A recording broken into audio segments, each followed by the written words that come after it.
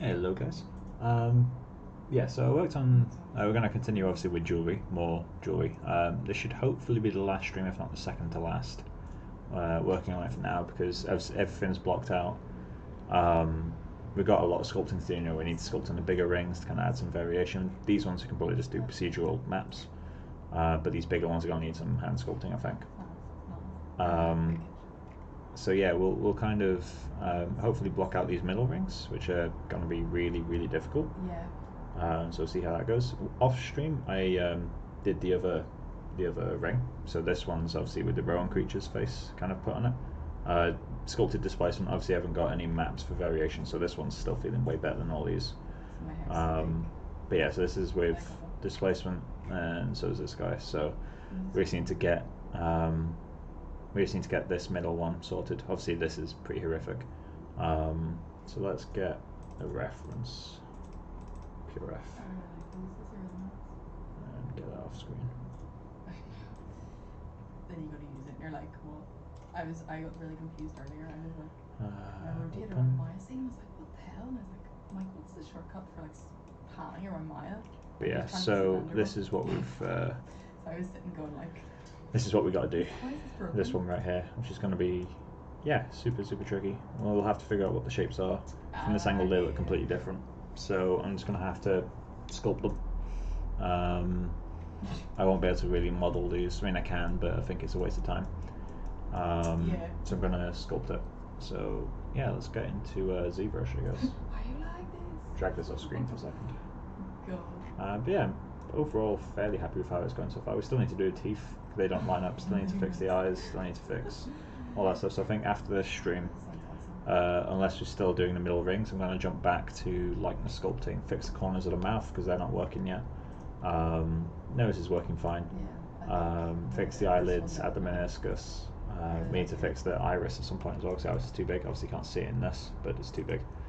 You can tell when I go into 4. So the iris is more than half the eye. But yeah, so I'm just going to grab this middle ring. Cool. Yeah, I get you. Let's group that. Modify center pivot. But then you have to animate it as you go. Let's just straighten it out. Like, things like it's getting like character interaction, if that makes sense, with things. I'm going to set this to world. Like that chair.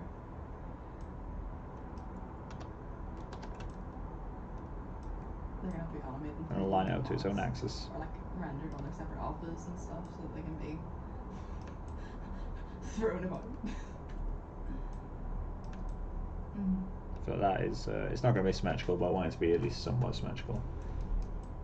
Yeah. Although there might be a way to make it symmetrical. What if we do this? Yeah. World. Yeah. Okay, so it's very subtly off. Is there a way to transfer that? Oh, that'll be fine. That'll be fine. I got it. No, don't worry. So we take that very slowly.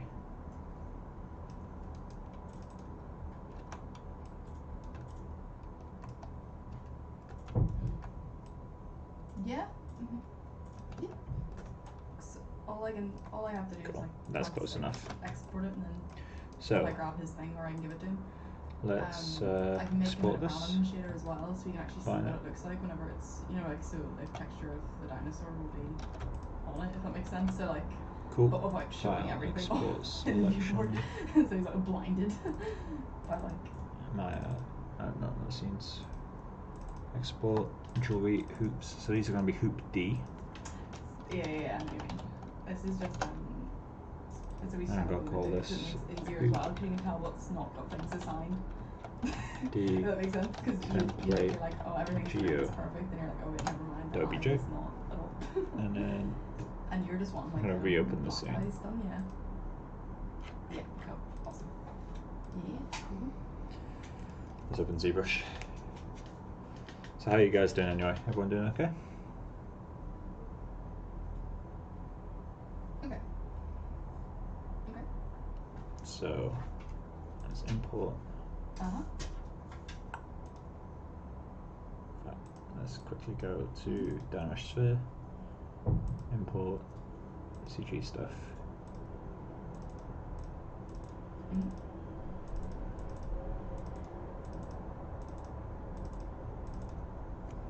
Cool. So I need to get this up on screen. So we need to figure out what the hell this is. That should be okay, just as long as I have things that make sense. Because I can do the character probably quite, like, he should be fine. He's nothing crazy. We don't really need to see the bottom of it, like so that'll do. The little grassy bits and stuff as well. If they're really basic, I can just reuse a lot of stuff, to be honest, because I've made the stuff before, so my weapons I also. can make it look decent enough. Wonder what's going on. Keep going, you know what I mean? If you look, like, isn't keep being like, oh, can you have this, this, and this? But that should be fine then. And then. Cool. So, yeah, so First thing I'm going to do is duplicate this guy. I don't know. So we can use it actually as a template. I'll do like look down And then I'm going to use move topological to kind of start shifting stuff into place. Yeah. Are you doing that after? Yeah, that's fine. Okay, cool. That's okay. So yeah, it's going to be a bit tricky to figure out exactly what's going on everywhere. It's like a little flower thing. I know, I don't. Same with My this streams, one. and I don't really. It's very little you can do in London at the moment.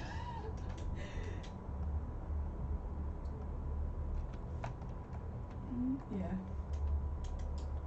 I feel like I need to mirror and weld this. Don't you? Modify topology, mirror and weld. Not ideal.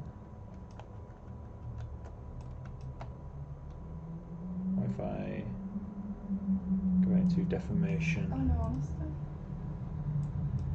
And mirror. It's just going to shift that effect, isn't it? Don't jinx it. Touch. Go mirror and weld. Geometry. Ah, that's actually a lot better. Cool.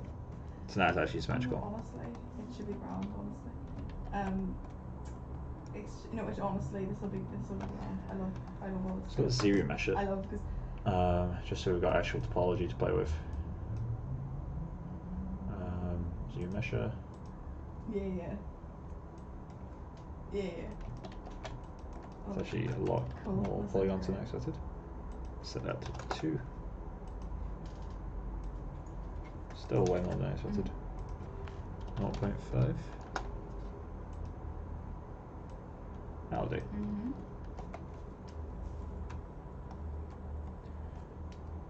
Hey Ian, how you doing? So, alpha, modify, radial fade, pick a easy alpha for that. Yeah, that sounds round, yeah.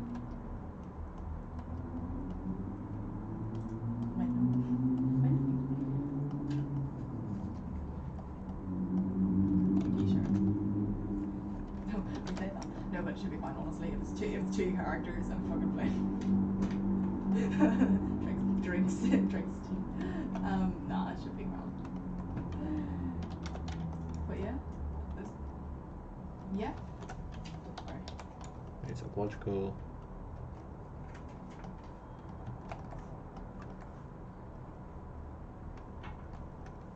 Yeah. Let's see, our ring has got a bit out of shape. So what I might do before I dynamic everything together is take it back into Maya and kind of make a torus and put it in a general place that this is. Yeah, not doing too badly. Honestly, this sounds great. Just getting on with life, really. I like closer. Back as I'm a call to a friend of ours, so try not to talk too loudly. I had no deadline for it there, and it was like, but I knew It's inflating quite a lot.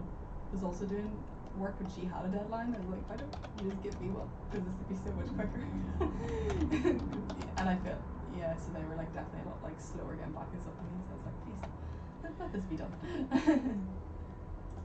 So I'm going to sculpt this symmetrically for a while. Because for the most part this is symmetrical. I think it's just going to be easier because it's such a weird shape. Yeah, okay. I think it's going to be genuinely easier if I just sculpt it kind of by hand for a while. And asymmetry. So what is this shape? That's what we need to figure out. Let's do it. Let's get our head in the games. Instagram. That sounds great. Well, it sounds. No, I'm excited. I am really excited to do this again. This will be fun.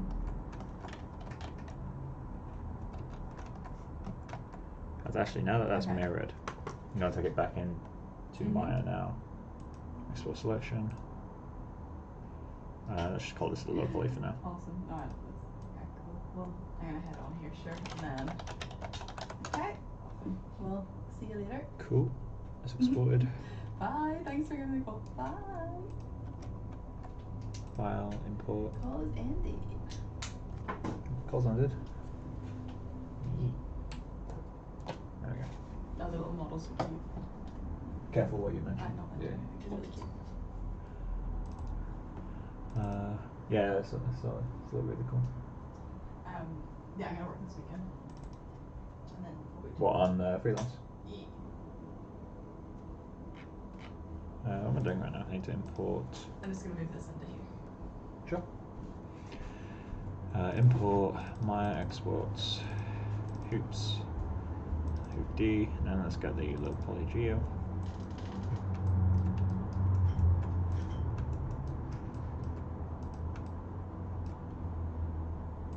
So what I need to do now is create a torus, like this one.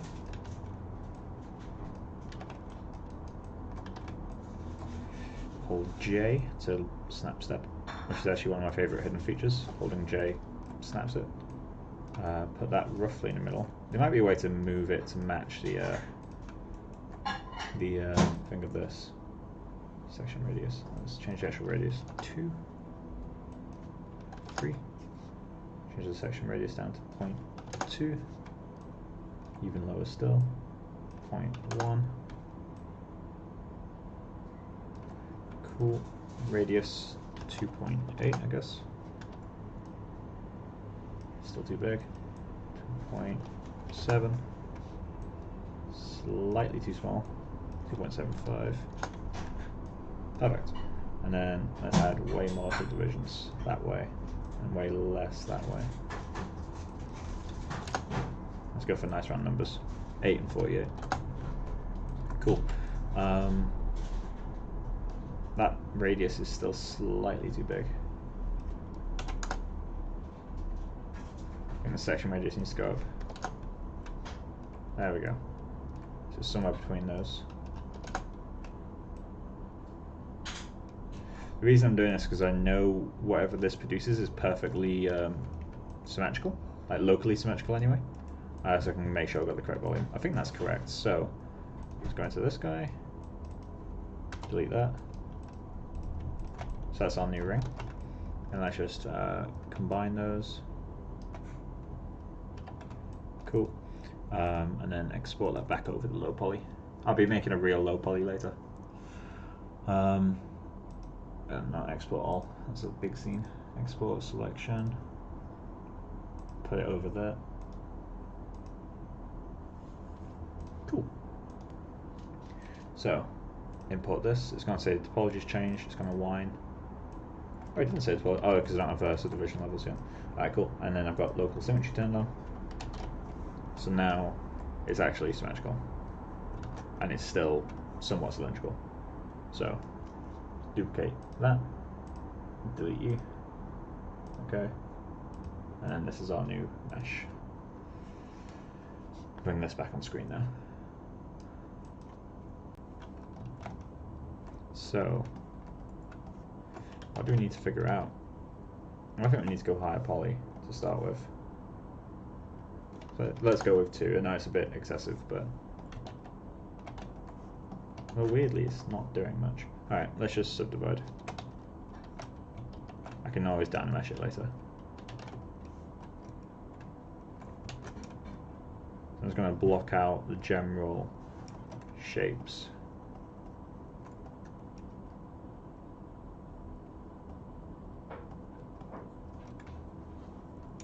I think it's doing something like that. And it's like diving in.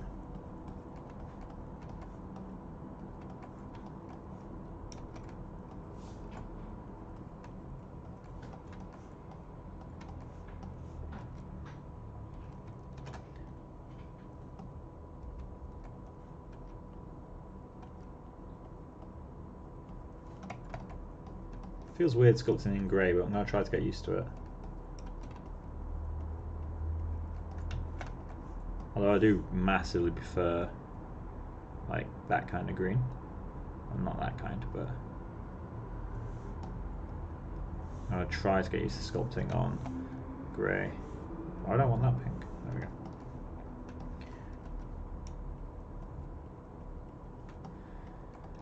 Cool.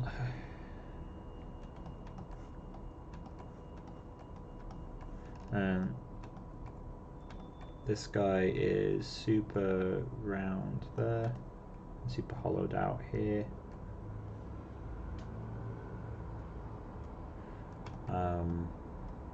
There's like a tube going along the middle. Then you got these two blobs there, and then it goes back in. Oh, actually, I've modeled that completely out of whack. So this whole thing should be thinner.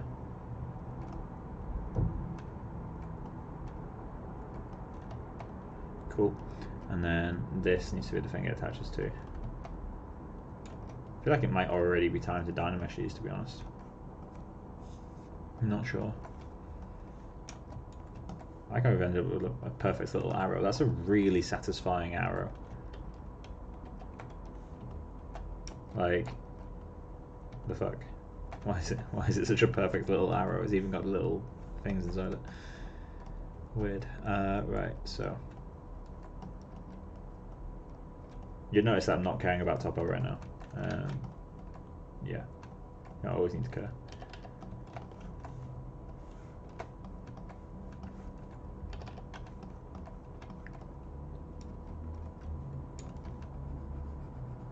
Do that. One thing really cool happened. Why is sculpting in grey? Just trying to get used to it.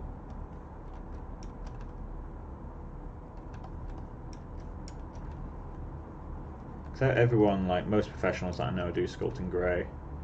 I don't know if it's because they just prefer it. It's not because it's actually better, but I figured may as well give it a try. I really need to figure out how to close this. That'll do. I'm gonna need to dynamesh that, I think. Right, we're going in early, but let's dynamesh it. I can always project stuff back on later. So let's go to dynamesh. Let's just see. Yeah, so 128 is horrific. Go to 1000, no. 1000 dynamesh.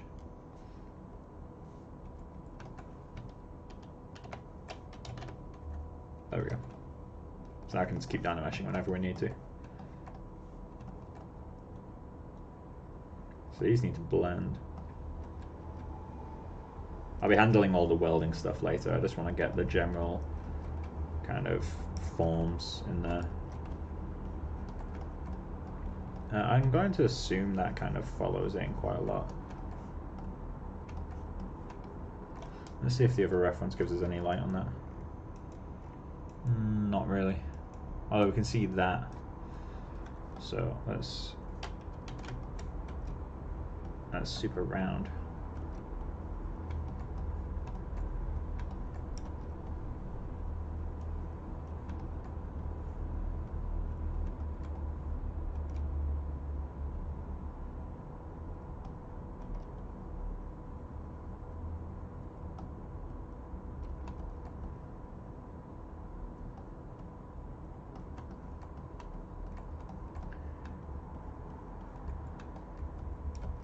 And then there's some kind of lip going on here, so I'm just going to pull that out to be roughly the amount of volume that I need, because I don't know what form it is from the front angle. And then that looks like it's completely hollowed out, so let's get rid of that guy. I'll be going in with trim dynamic at a later point.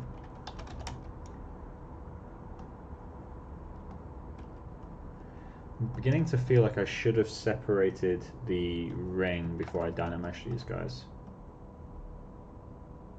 In fact, let's do that. Let's go back to this guy.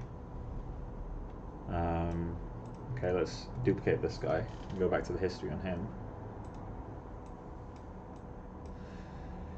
to when before it was dynameshed. Cool. Yeah, that's fine. Geometry. So that means we can probably get rid of this guy. Delete. Okay. Where is it? Geometry. No, polygroups. Auto group. Beautiful.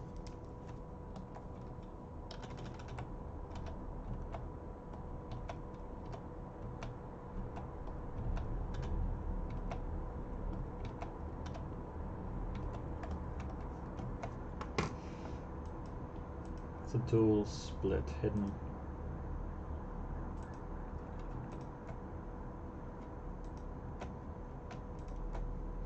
Okay, geometry, delete lower subdivision. Then split hidden. Okay, so it was a subdivision thing. Alright, so we've got our hoop, so let's rename that to hoop.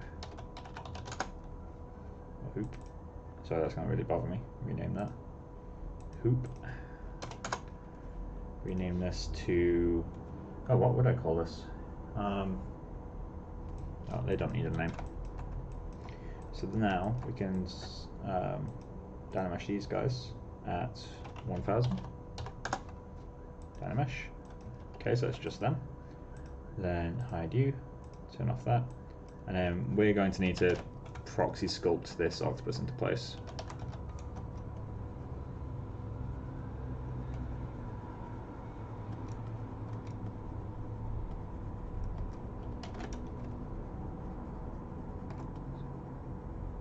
When I say proxy sculpt, I mean proxy. Like, I just want the meshes to be generally close.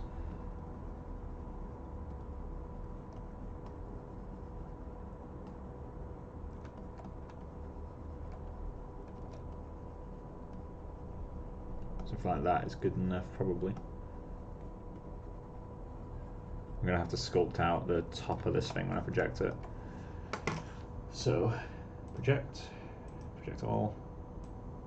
And that's caught it by those things. So if we solo this, obviously we're going to get some breakage in there, but that's fine.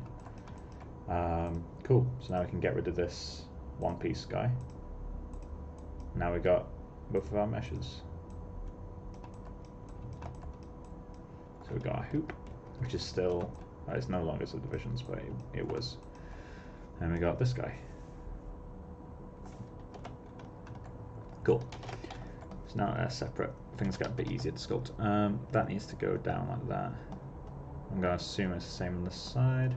Assume it's the same on the back. To be honest, I'm expecting it to be fully round on the back. So let's just do that.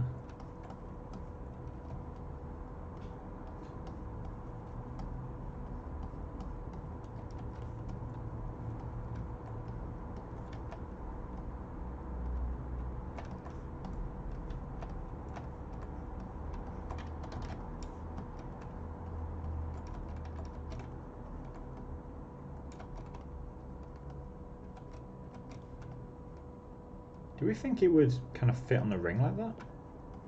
That looks plausible to me. Because we can't see. Like, there's no way for us to know if that's what it's doing or not. That looks plausible. Whatever the shape is. Which I'm not sure we'll ever find out, to be honest.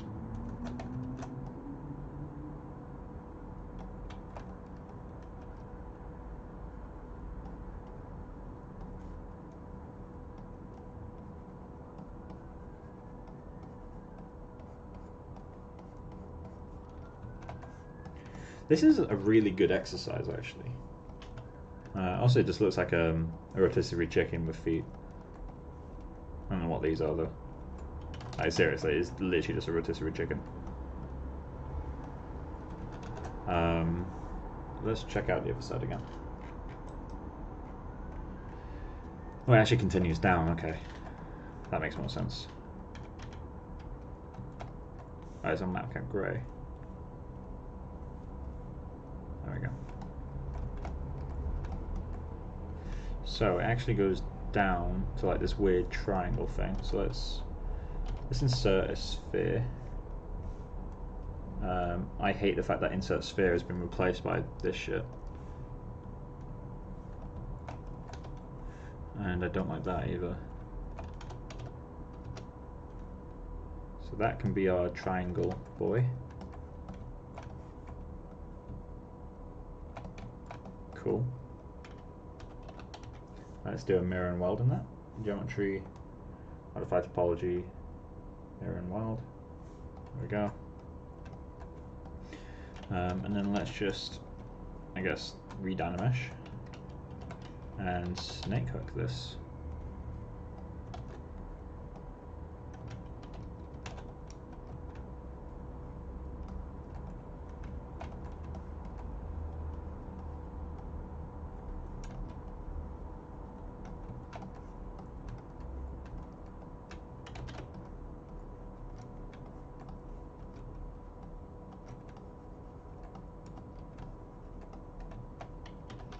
And that works. Can't see it on the other side, can we?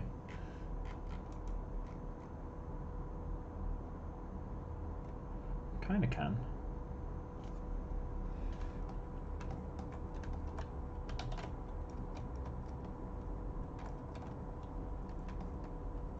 There's something going on here.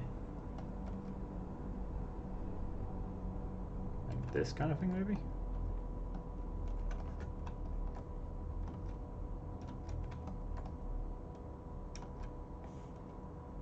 Can't see enough. This head's getting in the way. Like, I know that this little highlight here is actually on this head.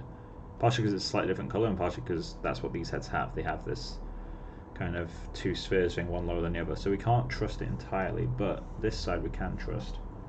So I know this needs to come out more like that. And let's push it up a little bit. There we go. And then let's just hollow out that middle bit, because it seems to be hollow.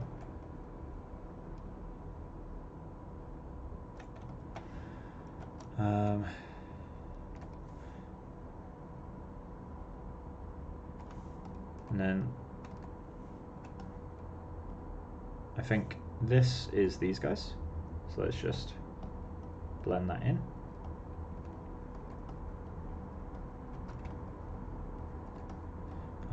They need to smooth down into this weird solo this for a second. Just add a ton of volume. Cool. Dynamesh that again. So these need to come down into this weird kind of snake hook.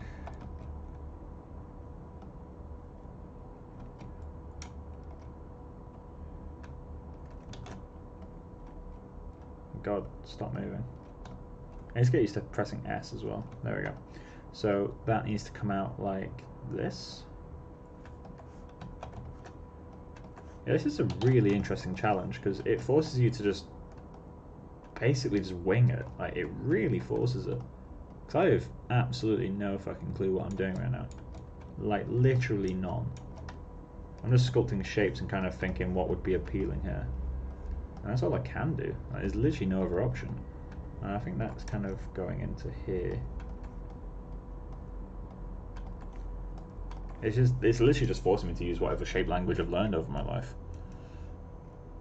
In this case, I just see this side as Hank the Octopus from Finding Dory. Like, I really do just see Hank the Octopus. Complete with slightly angry, like, brow-looking shapes. Granted, they're not actually brows, it's like the temple, but still. So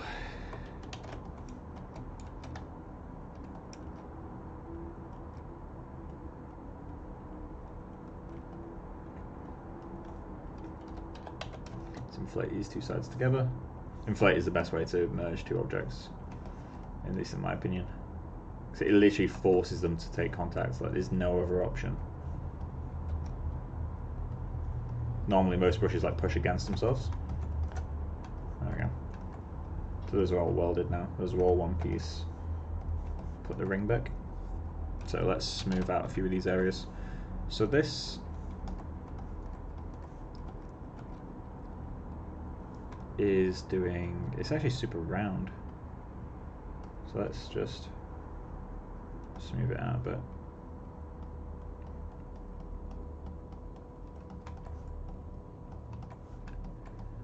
That's even more round than I've got it. I need to be careful with this shape. It's going to end up looking really phallic if I'm not careful.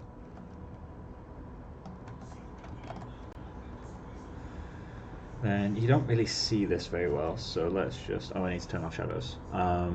Render properties, shadows. And then let's go into the light.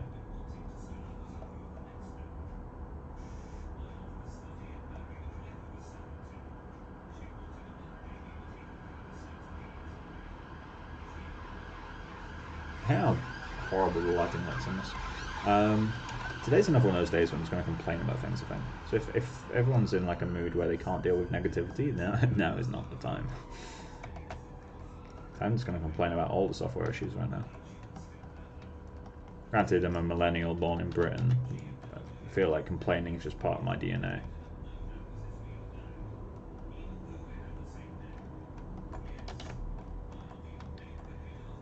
That needs to smooth in quite a lot. Such a strange shape.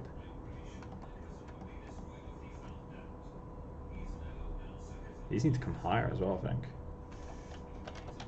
Let's bring those up a bit.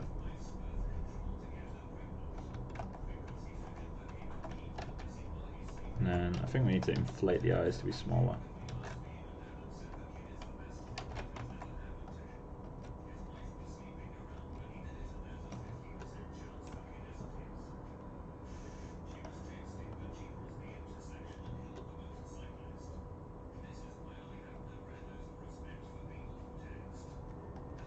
So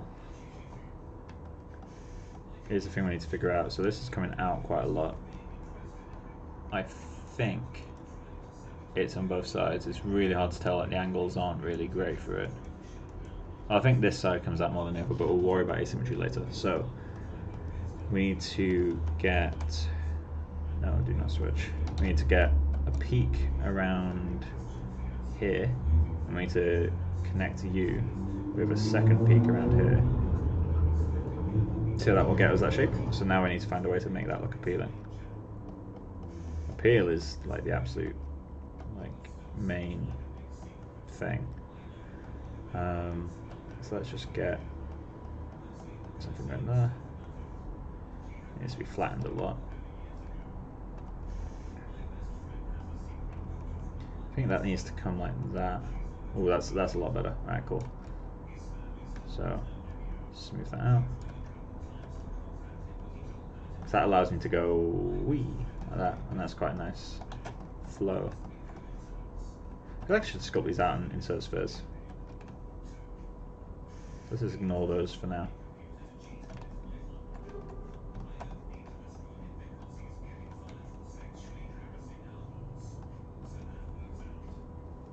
This needs to be hollowed out.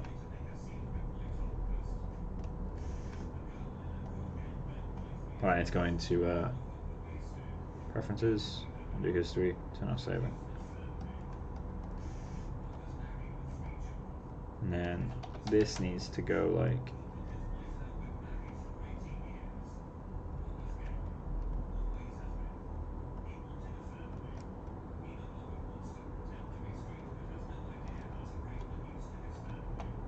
these need to be bigger.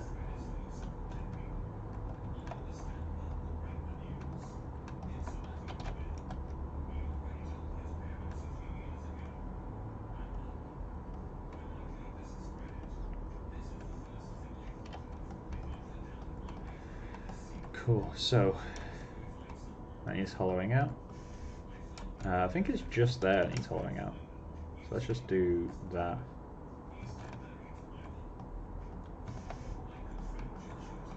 Let's hollow there out as well. And that needs to blend back in.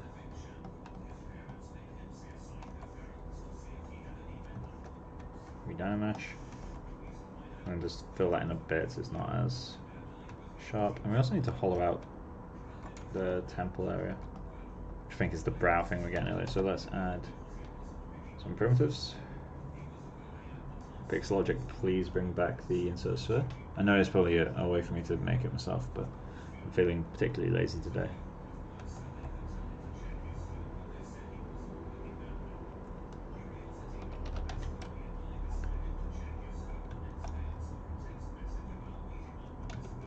So that's what I mean when the brushes push against themselves. Like I would just want to move that, but this brush is affecting that side.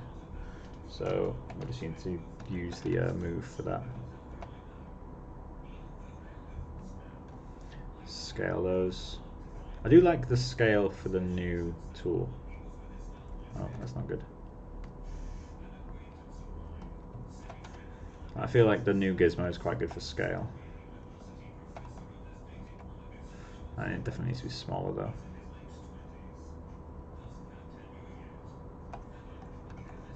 That's about right. Needs to go a bit higher maybe. And there we go. So what needs to happen to you? That needs to hollow out like that, I think.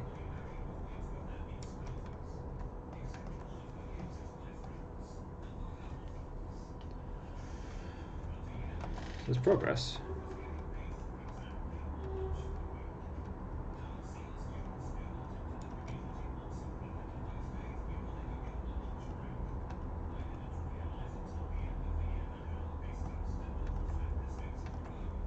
It really does just look like a rotisserie chicken. I just need to figure out these angles. So I think generally hollowing out the back is going to work best. And then let's add a little thickness at where the ring meets it. And then around that ring, just completely flatten it out.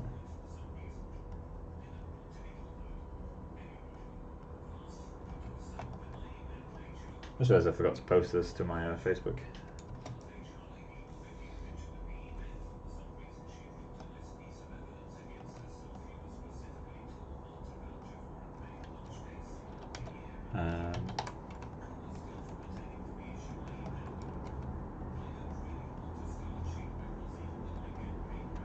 There we go. So what's going up here? We need... That is too bright. Did I accidentally switch to a different material? Because I swear this has got more specular now. It's still basic material. I can see it there. I don't know why I checked. Just go back to my standard green.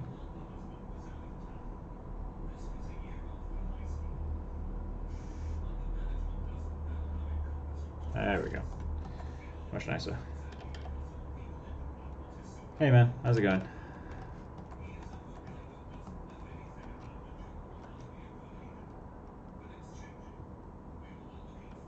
Doing pretty well. How you doing, mate? That needs to be completely flattened. Same there. Same at this angle, I think. No, actually. It needs to be super thick in that angle. So let's do that then.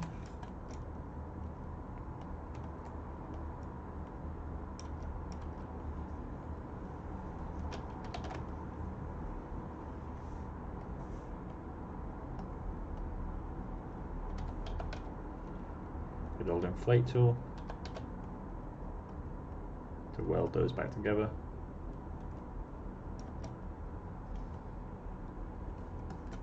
And mesh those. Let's just flatten this out. Trimdynamic tends to, not trimdynamic, clay tubes tends to do a better job in these sorts of areas. So bumpy though.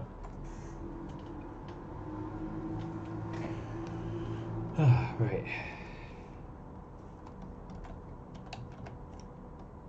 So we need a thing. I think that needs to be way rounder. Should have been probably quite good to keep these all completely separate, but oh well. Dynamic.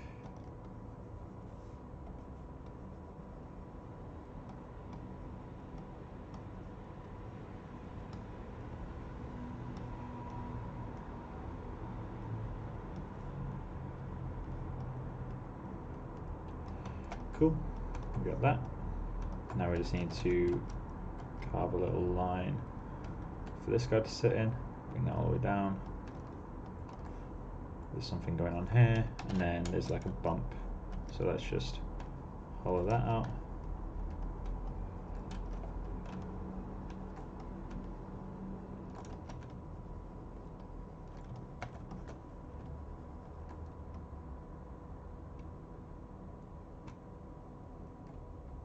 I did render this like 5 minutes ago. What is it you rendered? If you put in a web link, can you remove the dot before .com just so you can send it through the chat?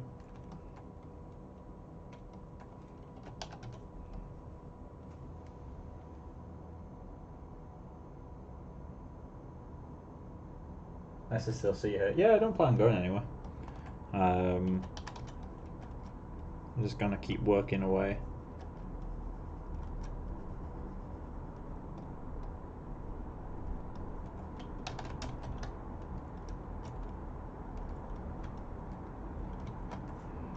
That's about right. We're doing this bit here. We need to actually make that thinner still. We don't want to take away pizza right now.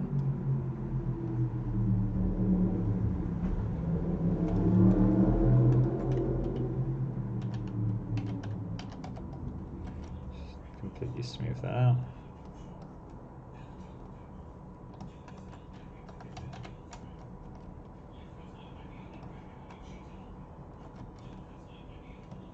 Need to make a nice cylinder in the middle, which is going to be kind of tricky to get.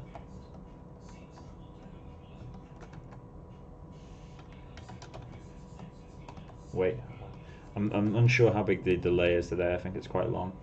Not sure why.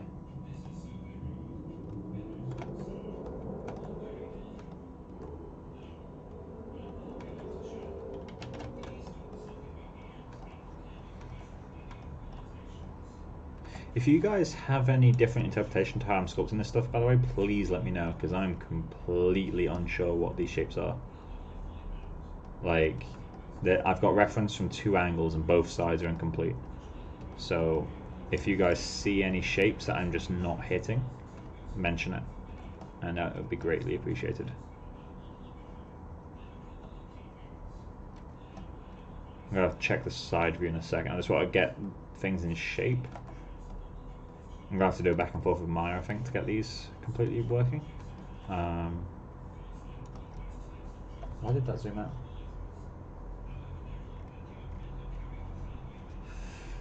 So I put that in completely the wrong place.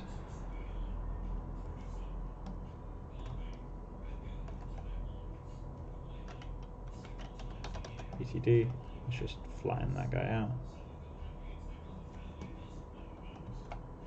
Flatten you out. Cool. And then I think the kind of middle of this petal, I guess it is. Oh, not petal, sorry, the bit in the middle. Get those off the back. Invert that. Inflate.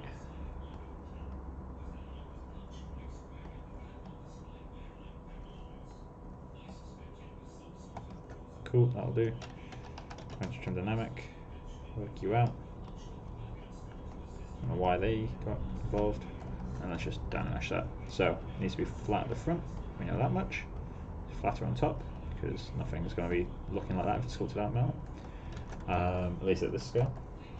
I don't know if it's working. If you've sent a link, then it's not working. You'll need to. Sorry, one sec. You'll need to, if you're sending a link, then you'll need to remove the .com entirely or something like that, so that we can just add it ourselves and follow the link. If not, I'm pretty sure you have me on either LinkedIn or Facebook, so just drop me the link on there and I can put it in the chat for you. Right, so these need to be way, way bigger. That's inflating. That's not inflating even. Let's just mask you. Is there a way to change the mask preview color so that it like previews in red or something, so it's super obvious where it is? I think that would be a really nice feature. And knowing Pixelogic, it's probably already in there. They're really good at listening to requests, and I can't be the first person to request like you know, different mask colors. That is going to be horrible back there. Let's fill that in.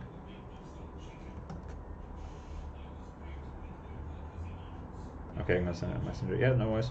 I'll pass it on to the chat after. There we go.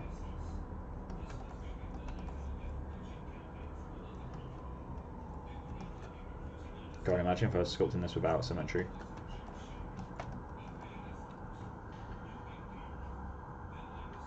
I think you're pretty close to shapes. Thanks, man. It's going to take a while to nail. I think this is by far the most difficult piece to model, I believe. This needs to be shorter, and also these spheres need to be further away from each other.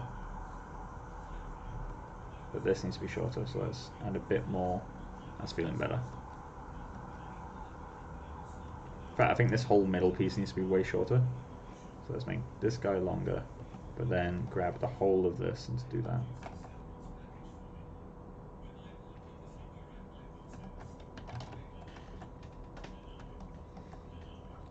So this isn't a sphere, is it? It's wrapping around like that. You can kind of see it.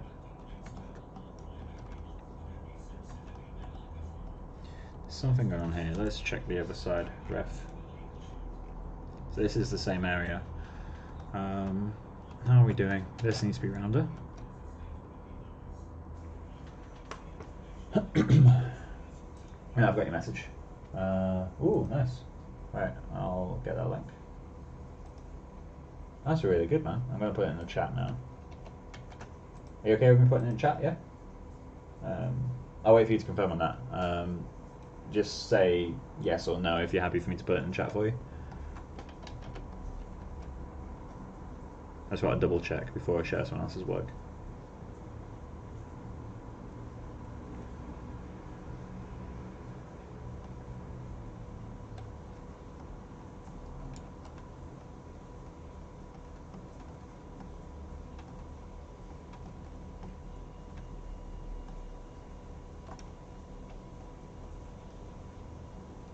Message him. Just because I don't know how long the thing is. Yep, no problem. Alright, cool. So I put that in there. I don't know why it won't let you. Is there a way for me to give people permissions? I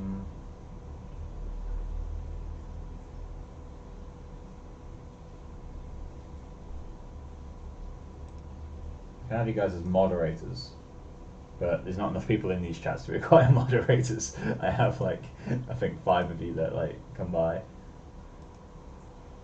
Which, by the way, I'm very grateful for. Thank you very much. Just to get that in there at the end.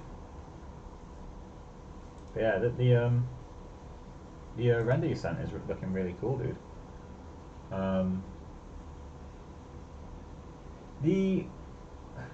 So one thing I'm curious about. So these like dots, these kind of mounds on top, are they a separate? Are they a different material? Because it feels like I'm getting caustics on the bottom. There might just be like a quirk of like them all facing a light. But it feels like a caustic. It feels like it's on the wrong side given that reflection. Or is it just like the lighting at this specific angle is causing that? Because they look like water droplets almost. The wood is great though. The wood is really nice. This metal is like kind of beautiful, to be honest. I can see your light probes just sat at the top there. Nice. I'm assuming it's rendered in Arnold.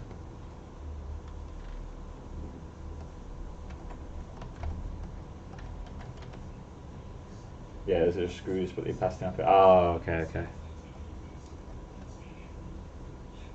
How come you've got an opacity map on screws? Because I know that's the sort of thing that people do for a reason. Like that's the sort of thing that is quite strange. So there's always a reason for something so specific. These need to blend. So let's play tubes. Oh. Inflate that out. That's better. And this needs to smooth way in. And we're going to start doing like some general weld type things. Granted, these aren't going to look like welds. In fact, actually, I'll leave that until I start doing asymmetry.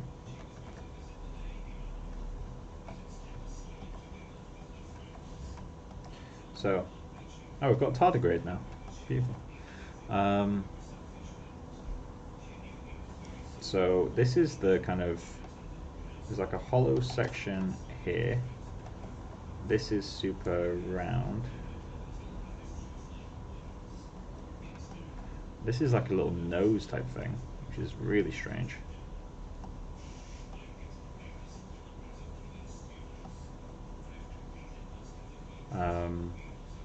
This needs to be pulled in completely.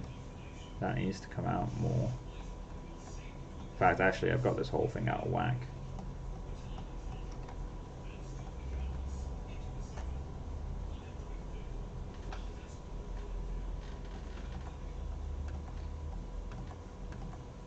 There's some like weird thing going on, like little eye socket type shapes. See, it genuinely looks like a little lion to me, like doing a tiny little roar. It's actually also a separation there. But that's looking too much like a face. I find it kind of creepy. What do we see on this side?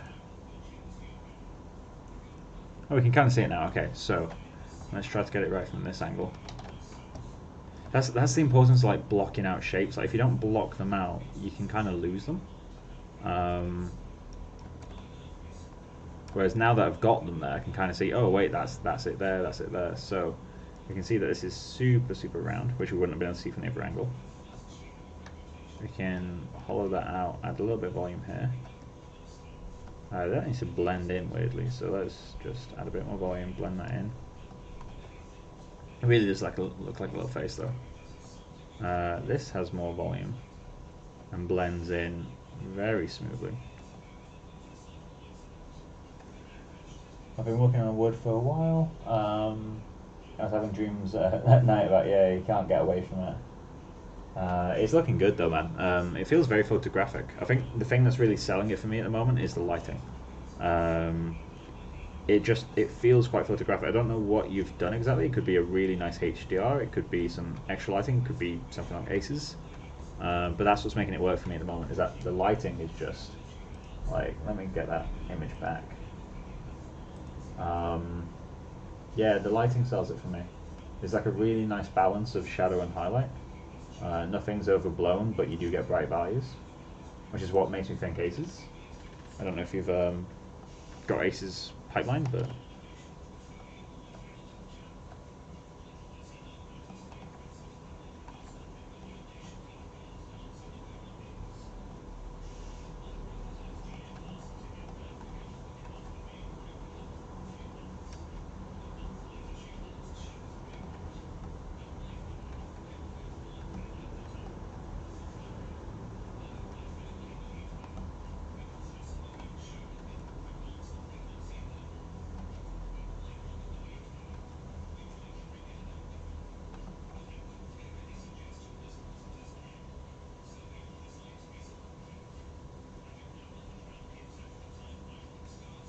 HR Haven, Artist Workshop.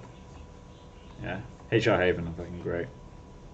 One of my friends, a guy I used to know from texturing, he's moved to Germany now, but he's made quite a few of them, and it's like some of the stuff that like he's really good. He really fully understands color and like how intense lighting should be. Like he was a texture artist. Is Andreas Mashuk.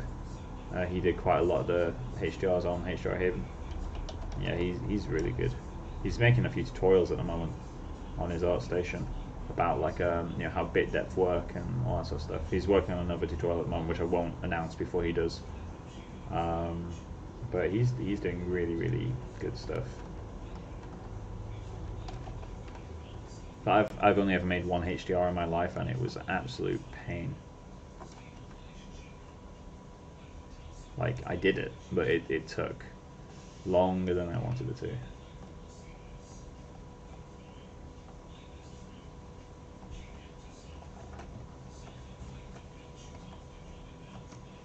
So that looks like it's actually more of a mound here. more I sculpt this, the more I'm thinking this is almost intentionally a little face. So it's got the little fat pads for the cheek right there. We need to figure out though what shape this all is.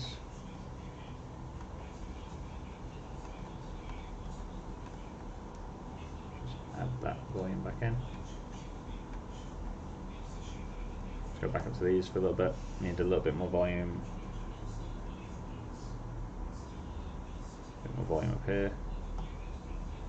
And then let's just do a little bit of sculpting on you, yeah?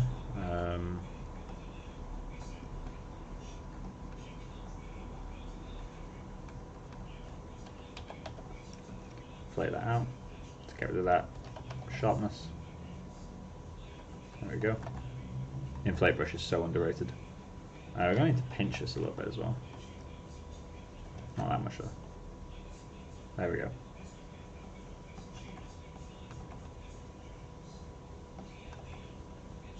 And we're going to need to mirror that to the back. Which is probably best to do in Maya, to be honest. Not going to mirror it yet though, I will get everything else working. Ah, there we go. Cracked my wrist and all my knuckles, that wasn't good. So that side's turning towards us, so we learn absolutely nothing from it really. Except that that's diving in, which means I'm going to need to place a sphere to actually do this. Sometimes it's actually easier to place a sphere rather than sculpt something, so I like to do this sort of stuff. Because the sculpt brushes are going to tear that mesh apart, whereas if I just do this, I can get something in the place I want, and then just dynamesh it back in, and sculpts to fix from there. I find that a lot easier. It's like, you know, it's when you're actually clay sculpting, just adding a piece of clay. So that helps a lot. This needs to move back though. So let's invert the mask. Move you. Let's move topological on this.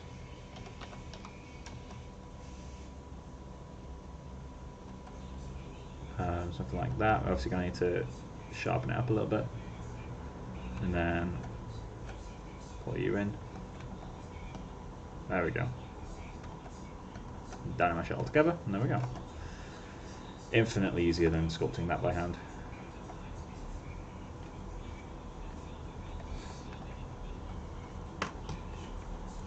Yeah, I think what I'll be doing in the stream after this one, obviously we're not even close to starting the next stream, it's only an hour into this one, but what I'll be doing in the stream after this one is I'll do some more likeness sculpting of the actual face, just to get everything in place, maybe get a working displacement map, because we currently don't have any displacement on the head mesh, we're just relying on poly count.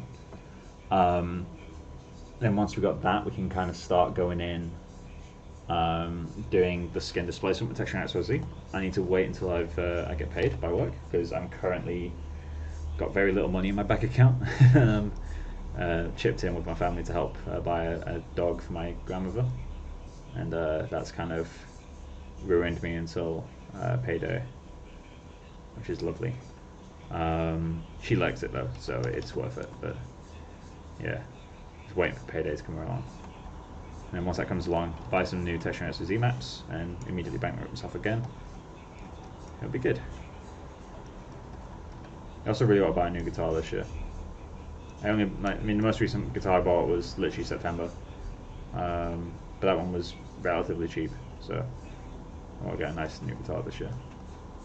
Plus, actually, as of like literally a couple of days ago, I've been playing guitar for 10 years now, so I really want to kind of get something special for that.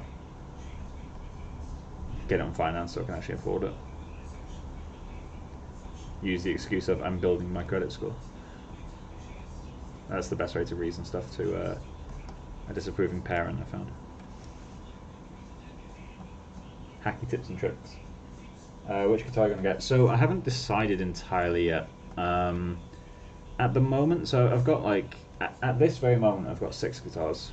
Most of them are sub 500. The two like nice ones that I've got an Ibanez AZ Prestige, the 2204, which is if you listen to Polyphia, it's the one that they play in the music video of Goat. that's one of the nice ones, and the other nice one I've got is a 1959 custom shop Strat from Fender, obviously. And that one I've had for about 2 years, or just over 2 years now. Got it back in May 2018. So I really, really quite like that one. It's my main guitar. The Ibanez AZ is a close second. Other than that, I've got a Dan Electro baritone. I've got an Epiphone Les Paul, which I bought back in 2011. I've got my first guitar, which I got in 2010, which is a piece of shit. It's called a Rockstar. That is literally the brand Rockstar. The company is completely gone now. Like, you cannot find a trace of them. It makes me kind of sad because I scratched a logo off the guitar when I was a teen, thinking that would make it cooler. Obviously didn't. And I heavily regret it because now I kind of miss having the world's cringiest guitar name. And other than that, the other guitar I have is a Gretsch Rancher acoustic. Can't remember the exact model number, but it's one that discontinued a while ago. The sound hole is a acoustic, like it's like a guitar pick type shape. It's just a triangle. And I really, really like that guitar, but it's starting to die. It's also like 8 years old now, but it's 8 years of pretty heavy playing. I play on nights when I'm not streaming, I play for multiple hours a day. I normally play from I finish work at 6:30. I normally play from then to 11 p.m. And I've been doing that now for 10 years, so I quite like to get nice new guitars. In terms of what I'm thinking of getting, personally don't like Ibanez. Yeah, I don't like Ibanez either, weirdly enough. But the Ibanez AZ, I'll get a link. Ibanez AZ 2204. So it's not like normal Ibanez at all. Or is it? It's not a 2204. It's a 2402. There we go. So they've gone down in price a little bit since I got mine.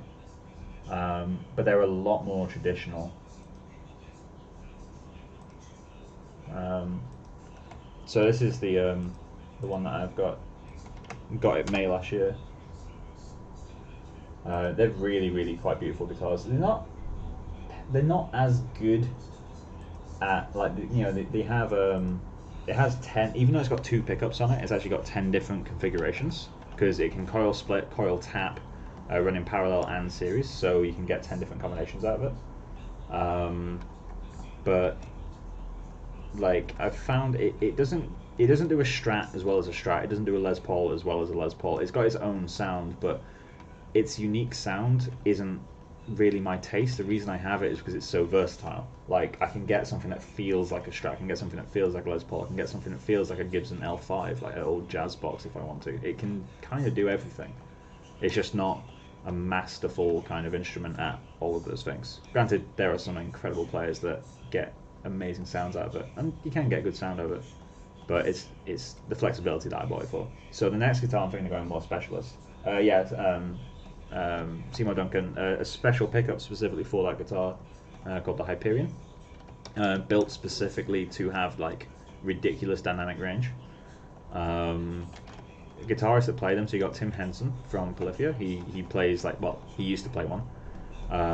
You've got Martin Miller, Tom Quayle. They all play AZs. They've got their own custom versions of them now, but yeah, it's fundamentally the same thing. It's a really, really nice.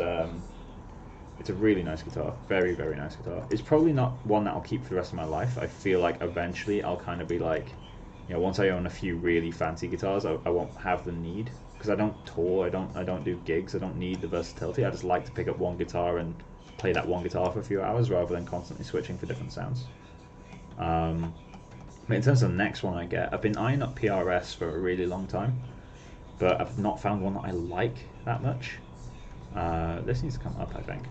I've never really found one that I like with PRS, and that's weird because they're renowned for being amazingly consistent. But I've always found that I've played one that I really liked, but it was a private stock, which is $8,000, and I'm not going to spend anywhere near that amount. That would financially cripple me, so I'd rather not do that. But I do really like DGTs, so the PRS DGT, they're quite nice. McCarthy 594, they're really nice. But if I don't go PRS, I'm thinking either custom shop Gibson, because it is 10 years I've been playing. It's kind of, you know, a big deal. But again, I'd be going second hand with that, so I can actually afford it. And other than that, I'm thinking maybe Suhr guitars, so S-U-H-R. They are absolutely incredible. I've never played one that I disliked. The only reason they're not first on my list is because they do strats and super strats incredibly well, and I've got a strat and I've got a super strat. So I won't buy a Floyd Rose. Yeah, I don't really like Floyd Rose. The system they've got on the Ibanez AZ is really nice though. It stays stupidly in tune. Like, you can knock it out of tune if you try. But they are really, really quite nice. I'm just kind of distracting myself right now. Yeah, the Floyd Rose is a nightmare. But yeah, with Suhr, like, they do Telecaster type guitars, and I do really like Telecasters. I used to own a Fender Baja, which is like a pretty high end Mexican guitar. So like, I bought mine for I think 500 quid. They now sell for like 700. So don't learn guitar selling from me, because I always sell things at the wrong time. In fact, I've never sold a guitar for anywhere close to what I bought it for. But granted, I've only ever owned, until quite recently, only ever owned like, you know, cheap Mexican made or cheap Korean made guitars, which tend not to resell very well. Whereas now, like, obviously I've been working in the VFX industry for a while. I'm starting to build up some savings and that sort of stuff. I can kind of not splash out. I'm still not going to be buying Gibson Custom Shop full price. I'm still not going to be buying PRS Wood Library. I'll definitely be going through finance on whatever guitar I buy next, but I can spend more than 500 now. And plus, you know, when you've been playing for 10 years, you don't want to buy cheap guitars. If you've been consistently playing every day, like, you know you're going to get your money's worth. So why not spend the extra and get something that will last you forever?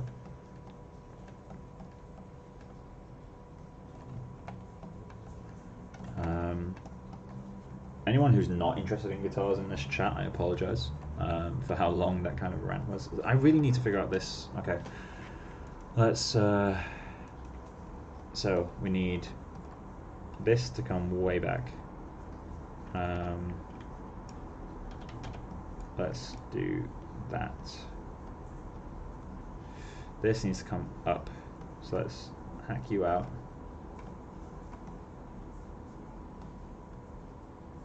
I'm just going full on objective now. Like, I don't care about if the shapes look good, I'm just going to get them feeling right. Let's get that cut out. Let's get you cut out. Let's get this bump here, whatever that is. And I think there's going to be more roundness to it than I've got. So let's pull the middle out, pull the sides back. Let's fix his mouth so it doesn't. Oh my god, that's horrific. Feels like if I was to sculpt like some wrinkles around this. It's like a really old man. Kind of dig it. Let's not do that though. Let's get in the depth that this has.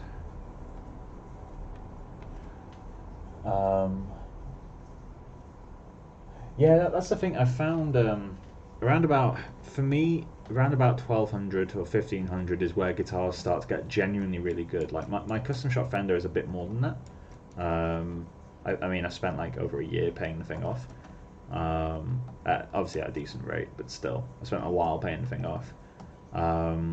But it's not that much better. So I've owned 3 Strats in the last 10 years. So my first guitar was a Strat. That cost me, well, a Rockstar Strat. That cost me £50 at the time. It was the first guitar. I've still got it. It plays relatively well for such a cheap guitar. Granted, I've spent money getting things set up professionally, but still, it plays really nicely. Sounds okay. And one of the reasons I've still got it is because actually it does have a unique sound. The kind of the shitness of the pickups does lend quite nicely to I can't describe the tone. It's basically just like really bright, like ice pick type tones, but they can suit certain types of music, and it's amazing at them because it's so bad. So I've still got it for that reason, as well as the fact it's my first guitar. I don't want to sell my first guitar. The second Strat I owned, I bought 4 years ago. No, 3 years ago, because I'd moved to London at that point. So I bought it 3 years ago. That was a Mexican-made classic 50s Strat. That was £700, and it was obviously leagues better than the Rockstar Strat. And then I bought my custom shop, which was at the time, they've actually gone up in price now, but at the time it was £2,800. And it doesn't play that much better than the Mexican one that I had. It sounds a lot better, but it doesn't play that much better. The difference is, it's probably even like the sound better thing is subjective to begin with. I just like it more. And I mean, ultimately, if a guitar inspires you to pick it up more often, then that's a good thing. I pick it up every time I start a render, because I'm obviously working from home at the moment. Anytime I start a render, I just pick up my guitars, because I get about 2 or 3 minutes of fiddling. Obviously, I won't be plugging them into an amp or anything. Not that I own an amp, I actually don't. But I just use bias effects, which is why you can see this little symbol at the bottom of my screen. It's down there between RenderMan and ZBrush. I use bias effects for everything. But yeah, it's like the custom shop doesn't sound that much better, to be honest. It's a much nicer guitar. I'm glad I bought it. But yeah, it's not night and day. So what am I gonna do here? I think this needs to be.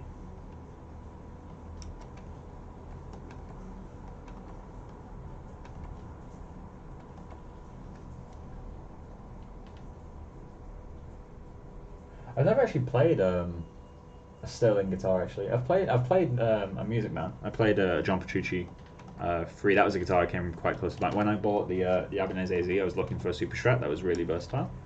The only reason I went AZ in the end is because it's like at the time it was like 1,700 something like that, or a little bit more. But the competition it was going against was and Music Man, like the Super Strats that Music Man do, and they're like 2,800 to 5,000, 10,000, however much you want to pay, you can get it from them. So I ended up going with the Ibanez because it's so much cheaper. Because again, I don't want to use all my money on guitars, because when you make a purchase like that, at least in my financial situation, when I make a purchase like that, I'm not going to be spending any money on anything for a long time.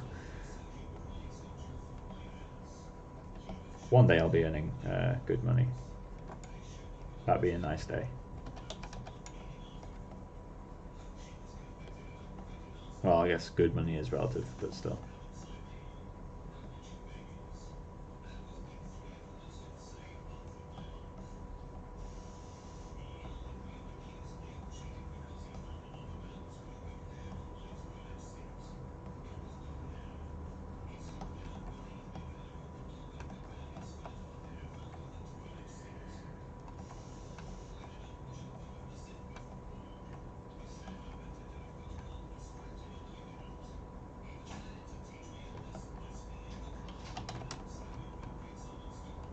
I'm wondering how these fit onto the. I need to check the side angle for these pedals. Can I see the bottom of them? I can't. Okay, well I'm going to assume it's flatter. I'm going to assume this guy's flatter as well, something like that. Pull all these in. You can stay. In fact, no, you can't. You thought you were going to survive. Foolish. I still can't believe tomorrow as well marks 3 years at NPC for me, which is really mad. Like, so much has changed since I started.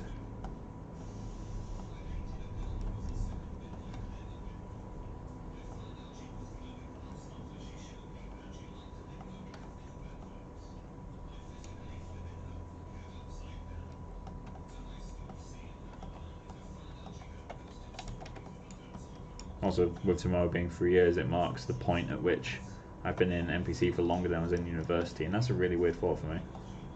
Because that means now that every student who's in Bournemouth University had never met me. Because there was still a few students who I knew from when I was in third year, but they'll all be gone now. Even if they went to do masters, they'll be gone now. And that's a really weird thought. Because now, like, whenever I go back to Bournemouth University to do any talks or anything like that, or online talks like I did recently, like, it's going to be entirely unfamiliar faces, and that's a really weird. Obviously, I'll recognise people who went to previous talks. There are a few people there who I still chat to from time to time, like current students who will message me for feedback. So I recognise their faces. Yeah, it's weird. It feels weird becoming an adult. Everything just gets worse.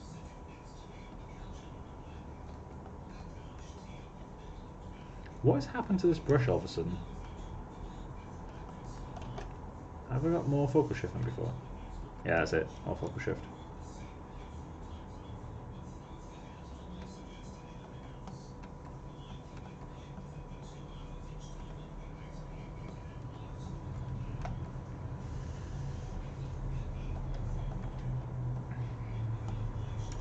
I think I'm going to get rid of this.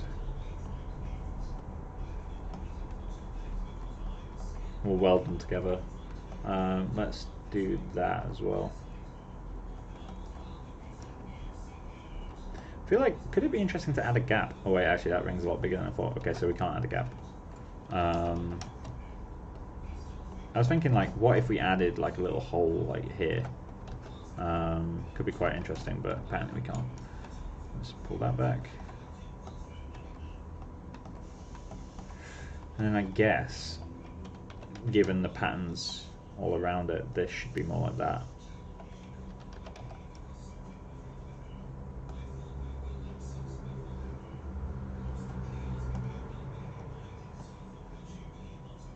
How long have you been playing for, Illusions? I'm not going to use your real name on chat, just because, you know, I assume you've chosen not to for a reason. Or if you're happy with me saying real name, just let me know.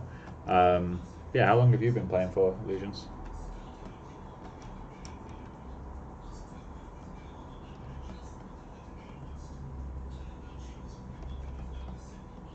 Well, I guess a better question is how often do you play and how long do you play, that sort of stuff.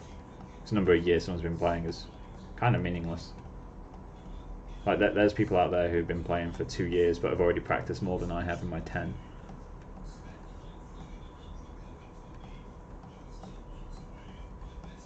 Let's pull you in. Kind of winging it here, but I feel like I need to. Let's just do a little notch.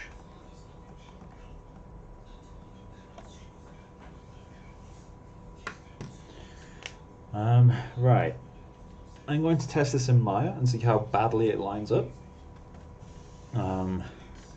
Prepare for some entertainment. This is going to be bad. Let's call this hoop D10001. 10001 is just, you know, first scene. Nothing special about that. Merge this down. Where are you? Merge down. Cool. 180,000 polygons. I don't care. Low poly. Let's call this high poly.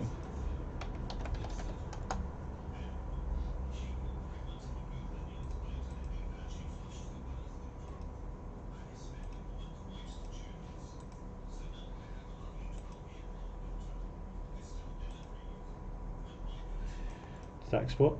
Oh wait, I probably didn't turn off groups.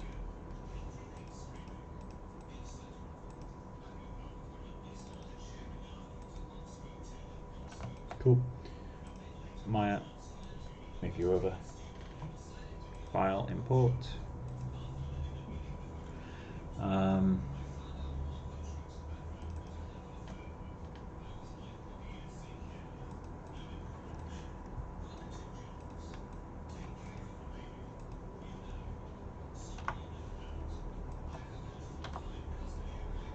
So apparently, I didn't actually.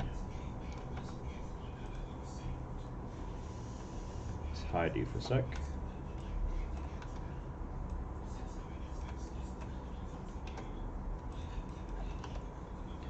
Modify center pivot. Let's turn that off. Hide you as well. Change you to panels high res. View.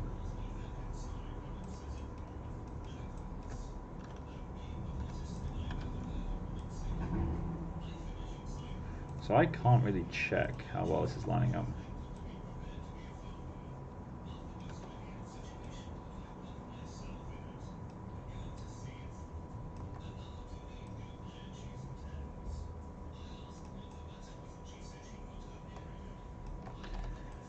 So I think if I rotate this down slightly, it actually lines up relatively close. This isn't far off at all. So this needs to be bigger. I think they all need to be bigger.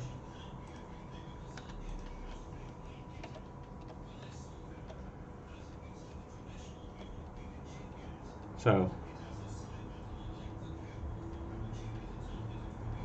I'm relatively happy with that. Okay, so we need to bring out so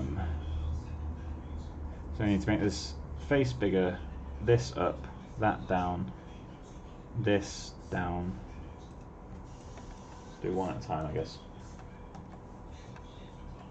So BMV. This needs to go up and out.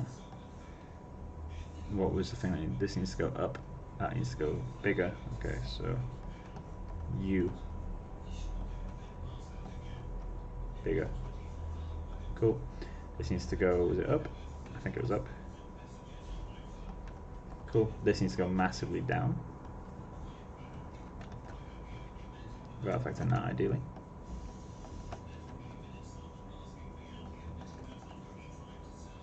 I feel a lot better. I don't need to get an exact match. These shapes are too complex to get an exact match. I mean, you could, and I hope I could, but I'd rather not waste the time.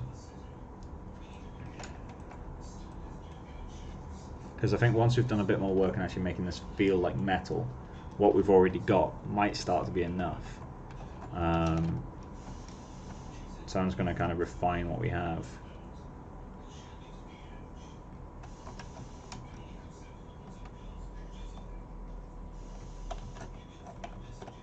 Just fill that gap between them. I'm just going to run and grab a drink. I'll be back in a moment, guys.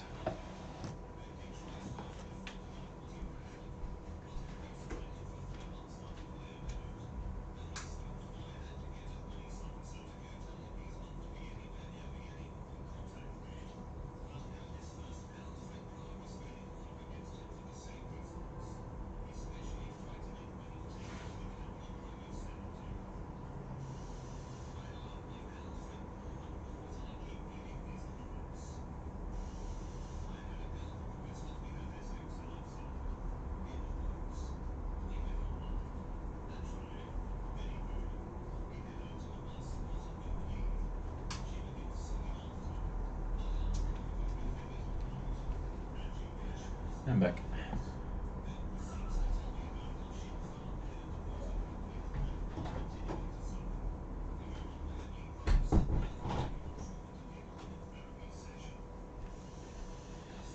It's getting super dark now. It's also getting really cold. I'm going to put my bathrobe on. Just sat here in shorts and a t-shirt. It's so cold.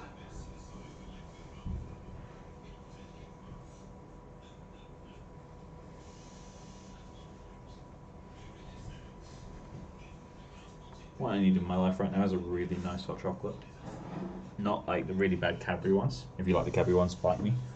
Like the really good, like Costa Coffee, I think do the best ones. There's what's this. Ow. There we go. So.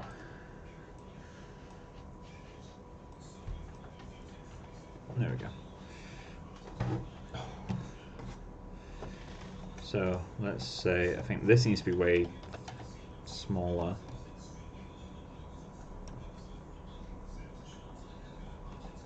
This needs to be wider, and this needs to be narrower.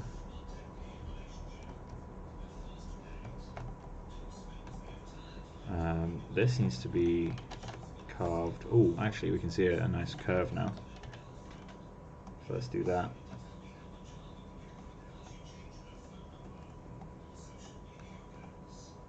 Cool. So, how do these blend together? Like, does it flow in? And like, do a nice smooth bridge thing?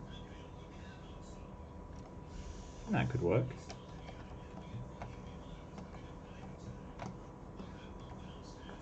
Let's just solo this area. Oh, shit, I'm sculpting on it. Need to separate these.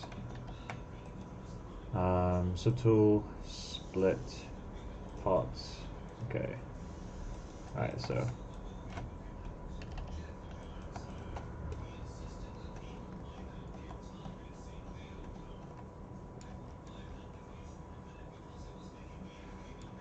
So this needs to come down a bit. I think this should really be pushed forward. So I'm going to sculpt that out and just smooth this in. So that allows us to get this really nice kind of return on the flow.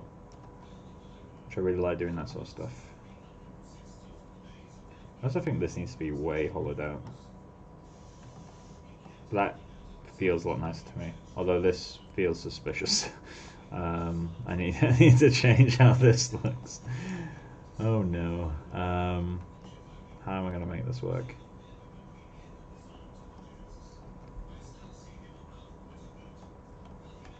So I think it's going to be thinner at the back here. And then I think this needs to come down. There we go. Getting better. Zero Mesh is going to have a hell of a time with this. In fact, I'm going to give that a test. Yeah, it's fine for it to go there.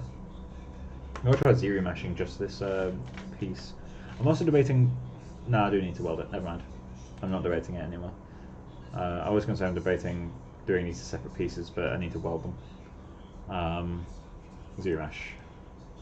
Let's set you to 5. That's not going to be enough, I think. Because there's a lot of complexity going on here. I think 5k would oversimplify it. Well, it'll round up, it'll probably be like 8k. 12k, Jesus.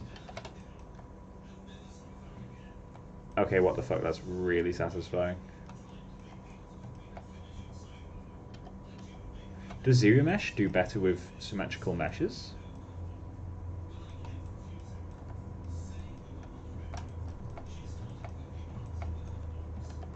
What the fuck, it did really well. Okay, Pixologic, you did well. Seriously? That's not really far off what someone would hand re-topo. Obviously, there's a few little issues, like you wouldn't have these loops going down here, you'd have it going across here. But it doesn't know what this shape is. That's really... I'm impressed. Not really too keen on this, but we can let it slide. Alright, cool. So, we know Zero Mesh is going to do a good job. Well done, Pixologic. You've done your thing. I'm impressed. So let's fix this rotisserie chicken.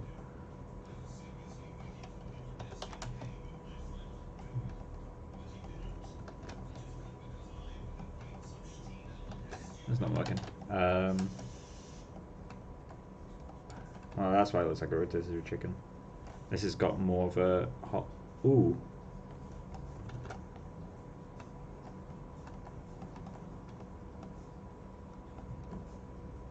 How is that blending?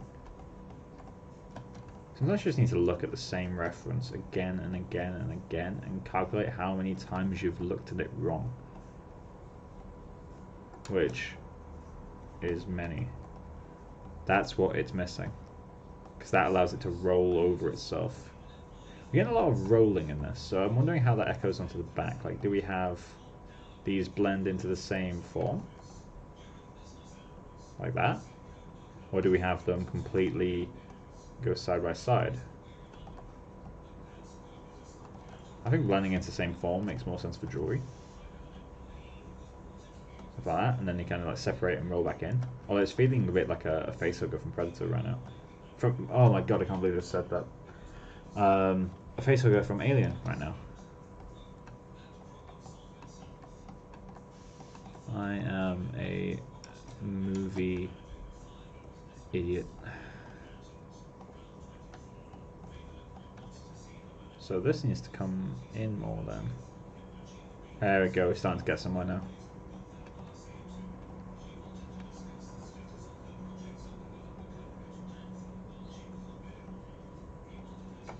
So We need a parting here.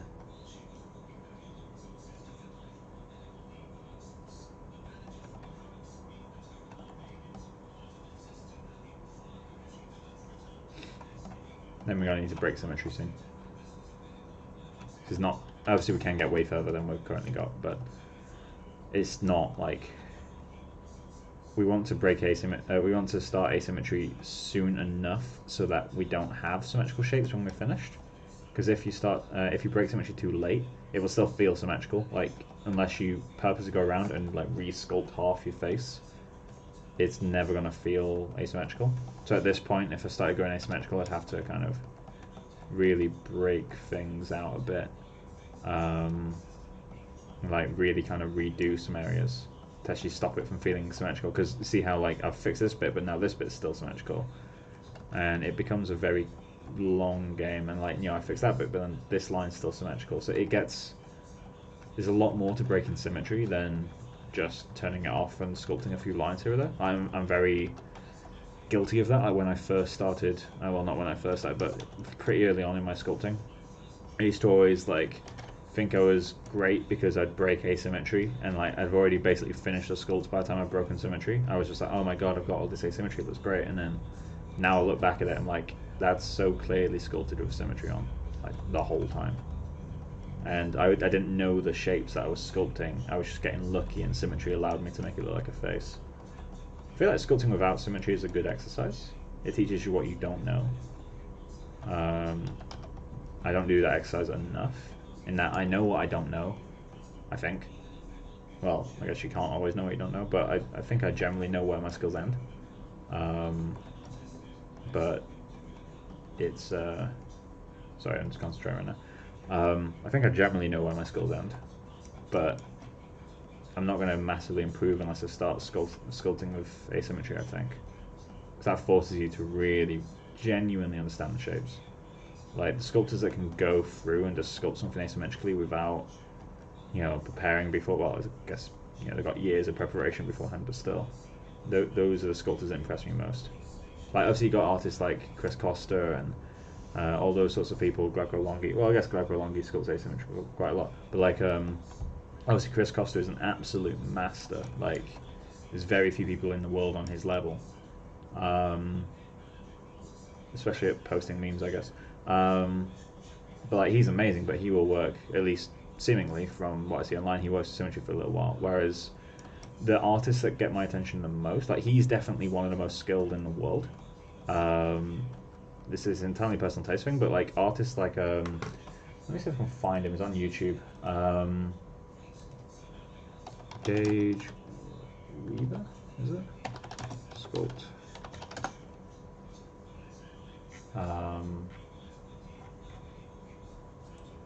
Let me see if I can find this. Figure sculpt. ZBrush. How many words do I need to add to find this?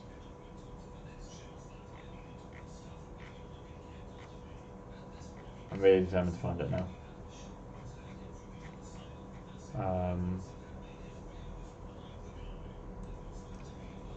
Figure sculpt ZBrush. Where are you?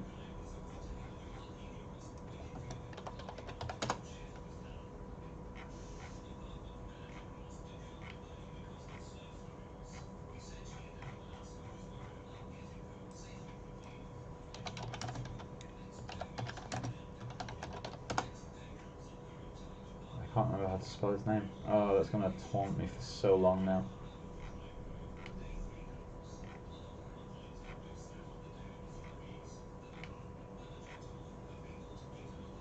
Okay, I'm going to have to learn to live with the fact I won't be able to find this. Alright, cool. I'm going to close that then. But yeah, like the sculptors who can go through and like sculpt a gestural pose without using symmetry once, those are the sculptors that really get my attention the most, because like with stuff like Chris Costa's, I can't imagine getting to that quality, but I can at least picture myself getting like, you know, getting the workflow right. But with the gestural sculptors who do stuff with asymmetry on, like I can't imagine myself getting that right. It just sounds so difficult. like to get all that stuff is so much going into it. And I'm sure you can, anyone can do anything in practice, but it's. I hope you guys know what I mean. I'm not coming off in the wrong way. Like everyone I mentioned is an absolute master of what they do. But yeah, it's just like those sorts of sculptors really kind of blow my mind.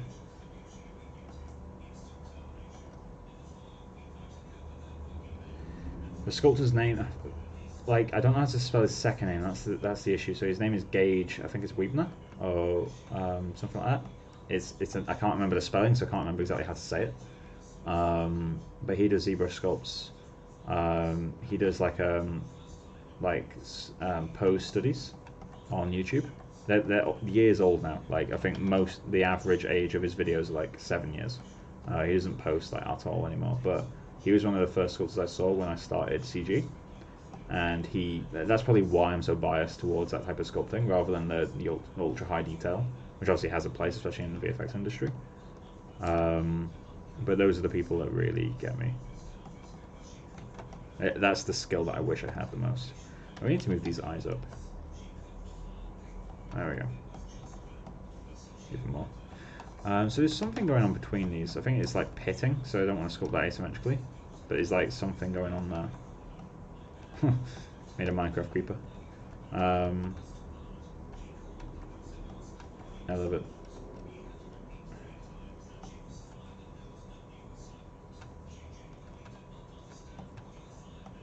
Beautiful.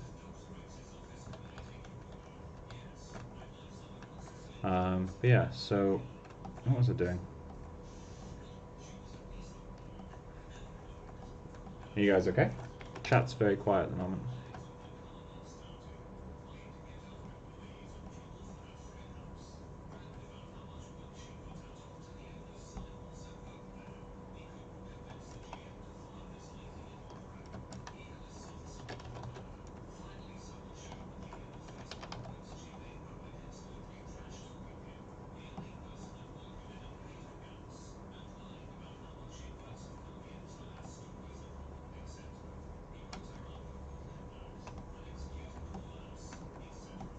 Uh-oh.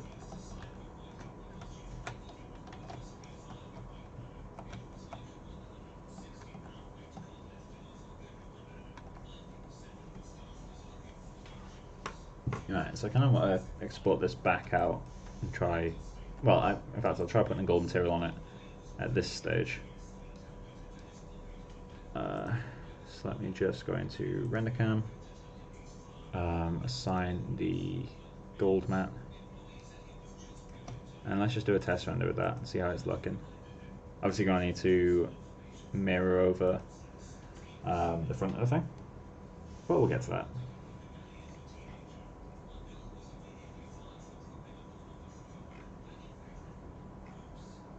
I need to put it on the other side as well.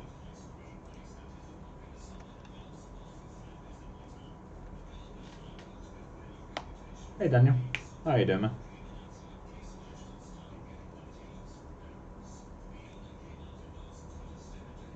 Come on.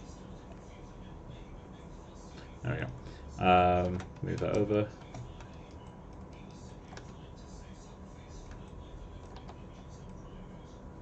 I need to turn on objects for this.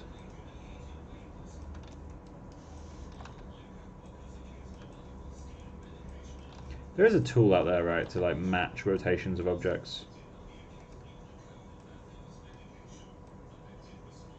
Because I can't just copy the translation values because one of them will be zeroed. I know there's a pivot location control in the attributes, but it's getting into too much effort there. Alright, let's try that. Let's see how these are looking. I'm going to rotate that just slightly. There we go. Let's see how that goes.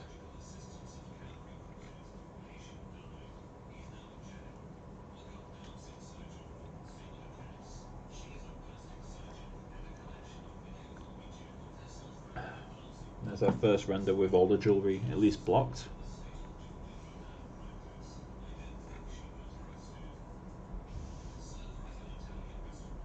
Also, I need to do a ton of work with getting like nice metal feeling to this. I think this is working though. He works. He doesn't. Let's check that ref. Yeah, shape's completely wrong up here. That needs to fade in more. This needs to... Actually, that's not that far off, I think. This needs to be taller. This is going to actually come way out. This head, that head's too big.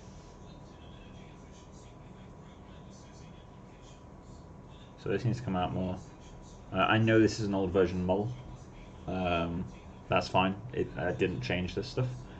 There's also something going on behind this, so I need to add that too.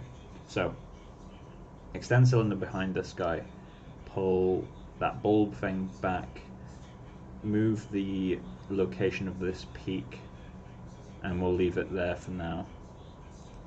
Not as in leave it there for the stream, but just like, I'm not going to give myself more notes. So let's insert a sphere. Put that right there. No, let's add one sphere.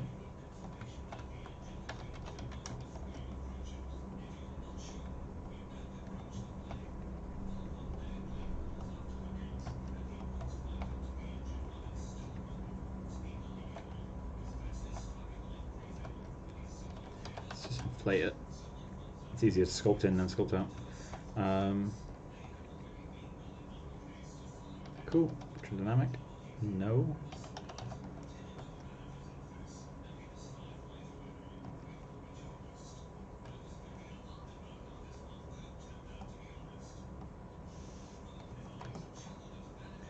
So let's get you, move you way back. This needs to be taller. You need to be way back. These need to connect, I think. No, they don't. Not like that anyway. More like that, so it doesn't connect to the rim. That has the added benefit of making it look less like a genitalia, which is always a plus. Well, I guess for some artists out there it's not, but to keep it PC. This thing needs massively boosting. Maybe not that much. Maybe that much.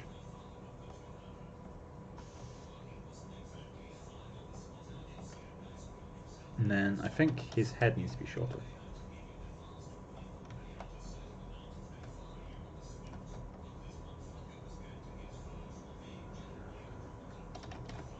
And then this needs to be smoothed in quite a lot, surprisingly.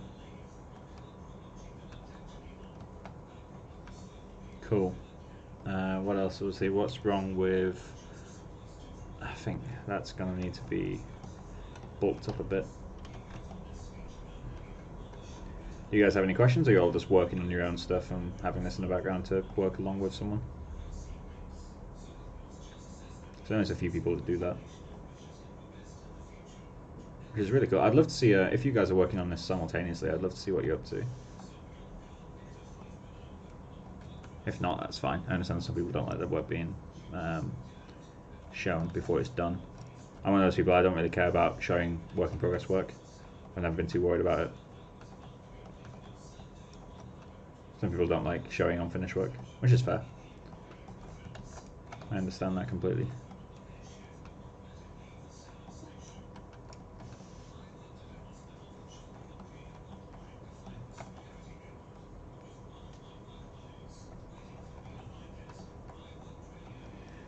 So you need to be way relaxed. There we go. And this needs to be hollowed out a little bit, like a little cheekbone. This needs to be... No, that's wrong. That needs to be... There we go.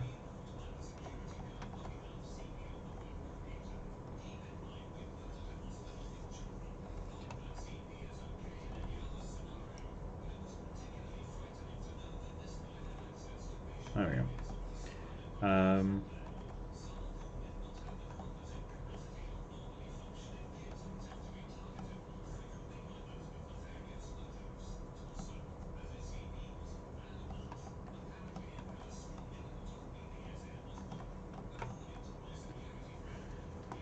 I think that will do. Alright, so let's fix the top section.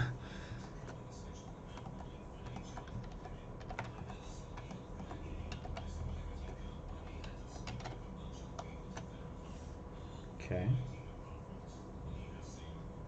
Why did you reset? Oh, because I split the tool earlier and haven't remeshed it since.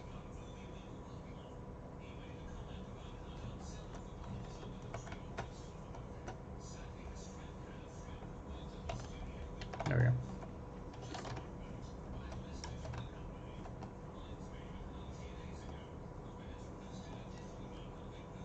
Can't believe tomorrow's Friday.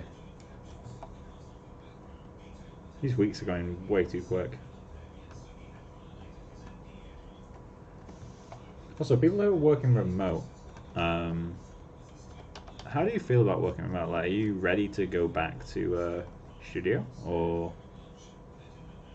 for me personally, I'd be quite happy to start going back to studio soon. As long as, obviously, like, it's not crowded, but I don't think any studio will do that. But, like, you know, assuming everything's managed nicely and you don't have to worry about contamination and all that sort of stuff. Like, are you guys happy to go back, or are you preferring working from home? How's it going?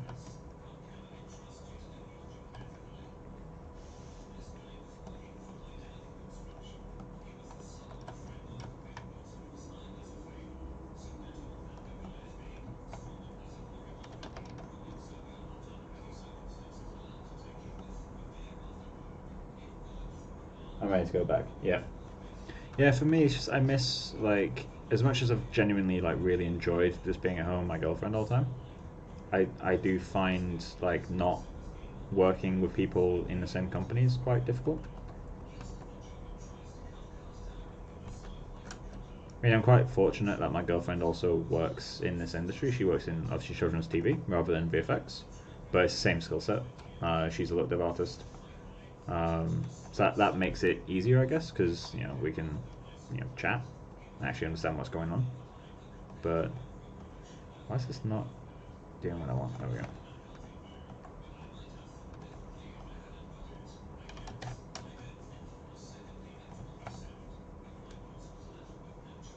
It's hard to get to know people over the web.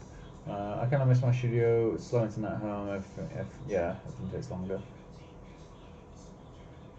I did classes remote and now working remote. Yeah, it's I think juniors are the people going to be hit hardest by this, to be honest. Well, I guess, you know, juniors and interns, just because, you know, when you start in the industry, when you get your first job, you're normally assigned like a buddy. At least at NPC, you're assigned a more experienced colleague who's like, you know, on you know, show you the ropes, teach you what you need to see, and, you know, you ask them questions if you have questions about anything, you know, whether it's about how to book holidays or all that sort of stuff. We have like a buddy system, which is really, really cool. My buddy was a artist called Bavika, and she's incredible. She's a groom artist at NPC. She used to work at Riverman Hughes as a shader writer and groom artist. She's just insane, and she was my buddy. So you learn a lot from that. But obviously, if you got a person sat literally 2 seats over from you, it's really easy just to go over and ask them and be like, "Hey, what the hell is this on my screen? Like, why does nothing make sense?" Because obviously, when you start an industry, you're gonna be using new tools. You're still gonna be using Maya. You might be using different versions of Maya from what you used to, but you must still be using Maya. But then you got custom plugins. Like, obviously, as a groom artist at NPC, I had to learn Fertility, which is their tool. And having a buddy right there, it makes it super easy. But like, now that we're at a distance, it's not easy. So if you're a new joiner, or you're having to do a task for the first time, like if you're having to do your first like primvar setup, like if you're having to set up a custom primvar thing from rigging or whoever, you're not going to know how to do it, and obviously you're going to have to message someone, like, you know, text, or, you know, text by whatever chat application your company uses, and that is way less helpful than just them coming over and showing you through it and talking you through it. So yeah, it's kind of tricky. Whereas obviously leads and everyone, like, they still need to communicate to everyone, but they can give out a task just as easily. You know, for me, like I'm kind of a mid artist. It couldn't be easier. I get my task at the start of the day, and then I'm self-sufficient from there on out. I don't need to worry about asking for any help. Whereas I don't really need it every now and then. I'll ask for some advice, because hell, why not try to learn from someone who's got way more experience than you? But still, like, I can work without it. So I think, yeah, juniors will get hit hardest. When you guys going back, I have no idea, to be honest. Genuinely no clue. So it could be any time, to be honest. I doubt it'll be soon, but I think MPT want to play it safe. And you know, we're working. Pretty much everyone's working remote, and absolutely no issues. We're still hitting deadlines. We're still doing everything on time. So I don't think there's a mad rush to get everyone back in. Why don't I duplicate that? Delete. Okay. No shut down. Obviously, I can't really talk about details about, you know, staff and that sort of stuff, but yeah, we're all working remote, and it's doing pretty well. So let's try that. Oh, I didn't stop rendering. Actually works remarkably well.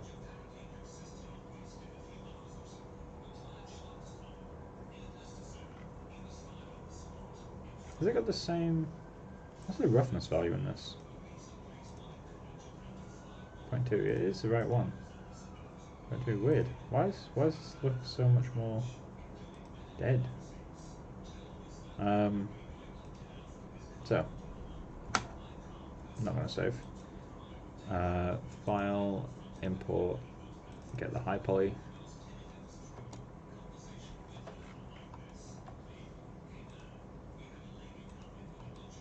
Cool. Turn off tool settings, turn off view. Let's go in and modify center pivot.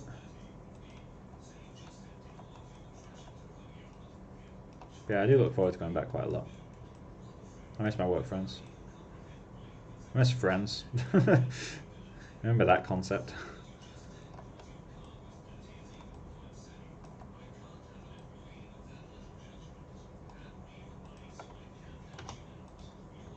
Cool, that's one.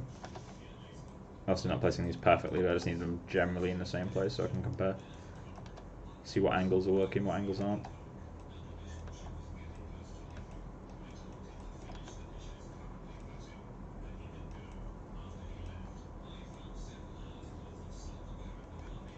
So that needs to rotate forward if I remember correctly.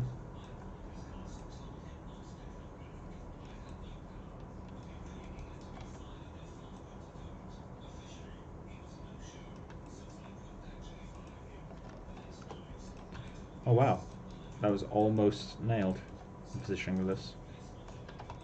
Need to rotate it more though.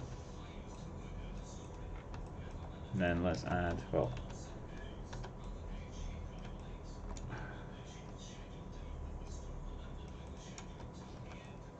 something like that works better. Oh, we need to add a hole in this somewhere as well. Let's not forget to do that. Let's add the gold material. And I'm going to save the scene while I'm at it.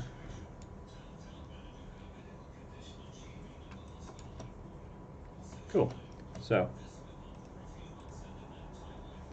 render mount, preview. I know I can just hit R, but I don't really like using it. I like using it when I'm at work and like if I'm rendering in something else, but when I'm at home, I always find I've got a different window clicked, and I always end up like sending weird messages to people because I've been typing R for half an hour.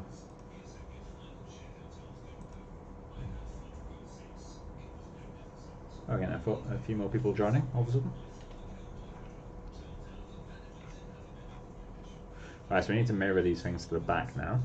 How are we going to do it?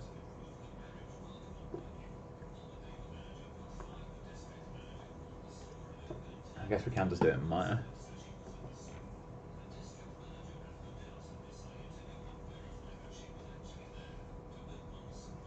So I think it's just a case of duplicating it at the back. So let's give that a go.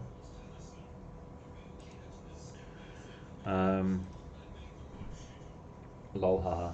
With the long delay, I don't know what you're reacting to. So I'm going to assume that I was a comedic genius for a second and say, ah yes, my joke was great. File, import. Bring you in again. I'm going to have so many namespaces to clean up. Bane of my existence, namespaces. What am I doing? Fuck. What am I doing right now? Separate. That's what I want to do. Cool. So now it's separate. Duplicate. Modify center pivot. Scale on the Z is -1. Then obviously move that back to be somewhere like that.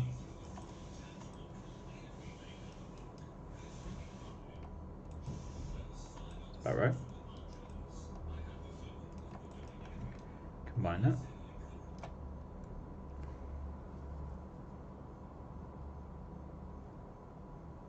Might take a little while. I just need to take that back into ZBrush and start sculpting.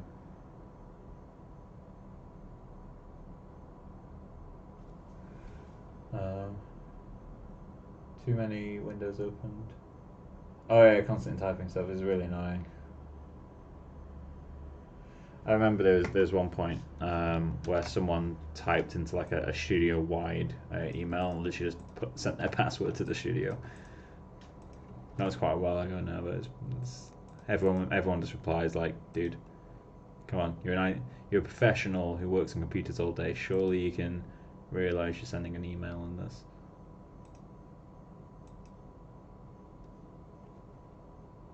Spent 2 hours changing on passwords. Yeah.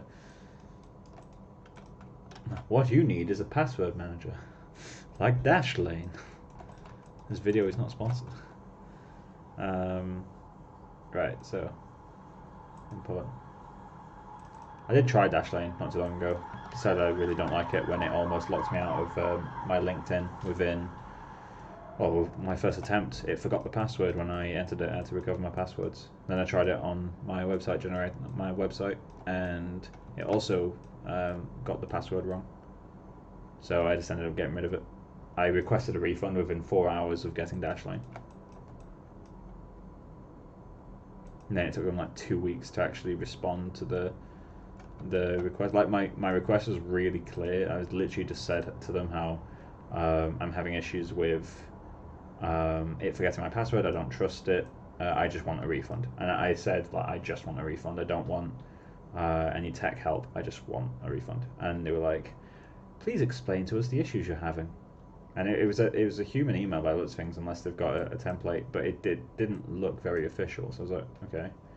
I explained, went through the issue, but I just want a refund. And then they ended up sending me a bunch of debugging stuff. And like, I literally, I think the final email I sent was, please just send me my money. And then a couple of days later, I received the money. So I just got so tired of it. Polygroups, what's group? Subtools, split, hidden. There we go. So, time to start going around and sculpting this stuff properly. Which means we need to start dynameshing everything together, so I don't know why I just split it. Oh, actually, does this ring need to inflate at the bottom? It doesn't, actually. So, when I say inflate at the bottom, it's just kind of knocked up, but all the others get thicker at the bottom. Like you see how it's like quite thin up here and really thick down there, and the same with this guy. So we do need to inflate it and then kind of break it up a little bit. Why are they all thicker on the bottom? And why do I keep moving that up? So many questions. Merge down. Cool. So duplicate this and then geometry, dynamesh, set to 1000. Clay tubes, because that's my favorite brush. And let's just start welding it first.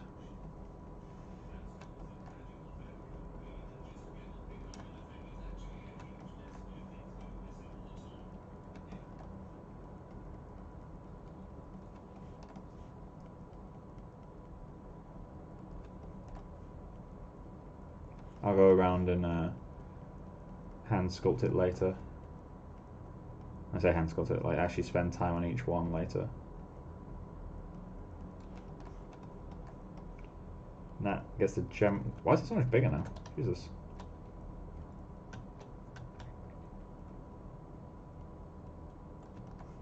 That feels a ton better. We need to put a random hole in this somewhere, but we can do that in ZBrush. I feel like putting a hole here would make sense.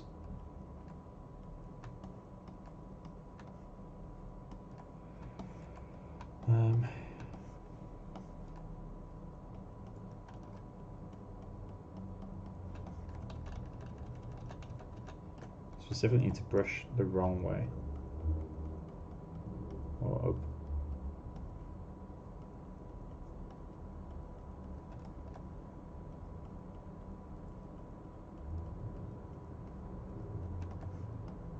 I'm welding both sides. No. Undo.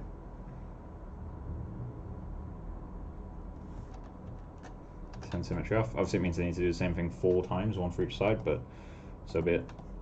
I refuse to have symmetry at this stage. I also need to break up the symmetry on the actual pieces, but that's fine. That's easy enough to do. I'm going to be resculpting over most of this anyway to start getting that metal feeling. I forget, oh that's why. I really wish, is there a way to set like a world space brush size so it doesn't depend on your zoom level?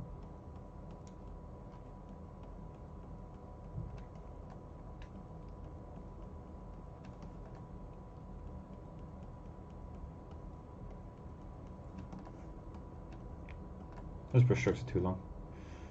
I need to get a welding brush, although this is the last thing I'll be sculpting that has...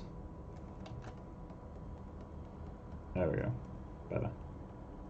This is the last thing I'm sculpting that has these little weld marks. Although I say that, I can't see them in the reference. I'm just assuming they're there.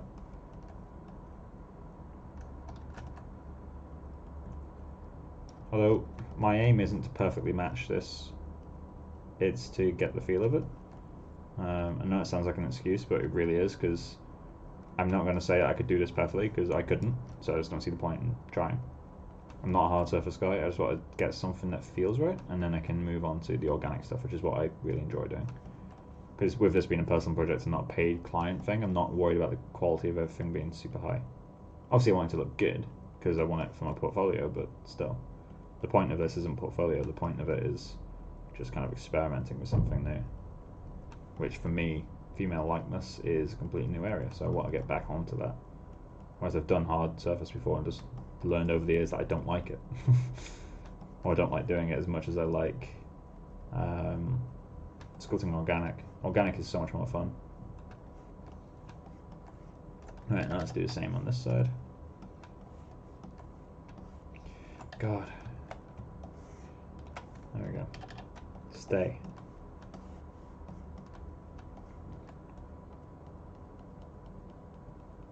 Oh, brushing this way is so much more awkward.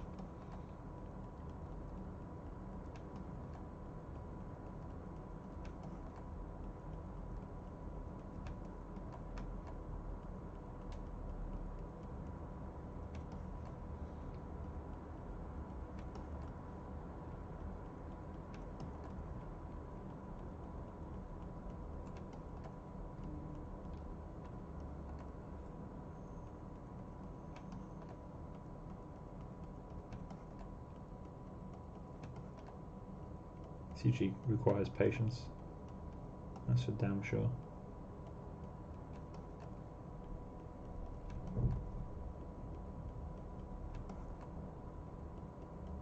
I'm gonna add like a random blob or something in here. I think that'd be quite fun.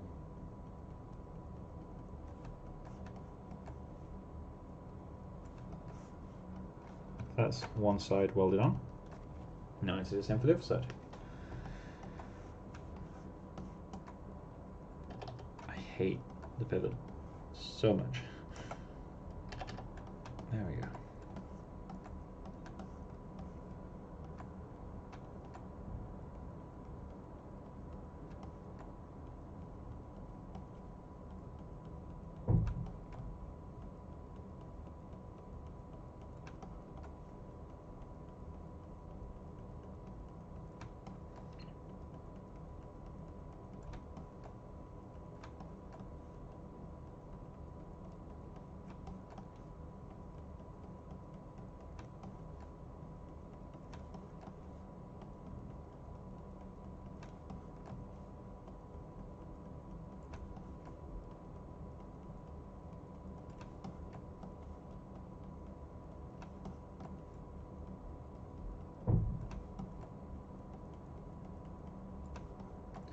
wonder how many hours I've spent on this project so far.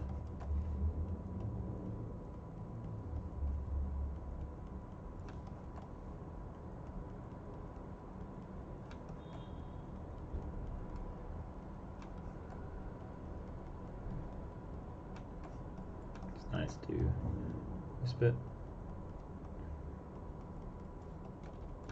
Then go down to the bottom. Do it all again for the final time this time. If only my camera would cooperate.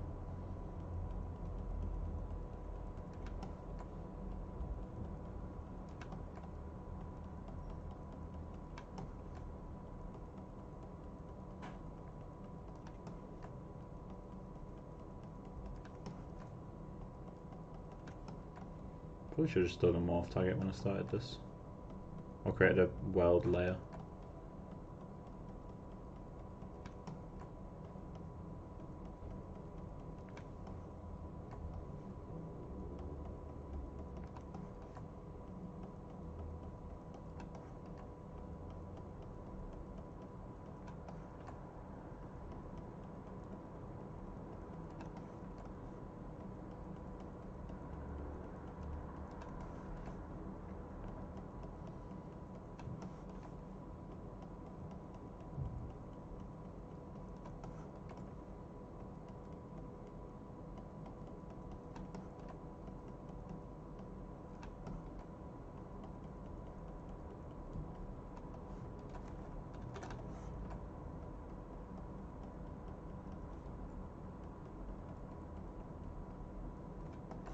And we've welded them.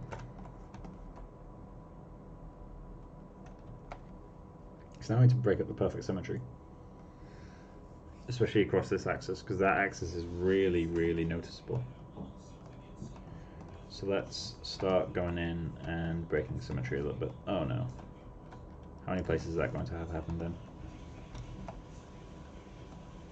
Well, I should have subdivided before I did all that too. I really should have subdivided before I did all that.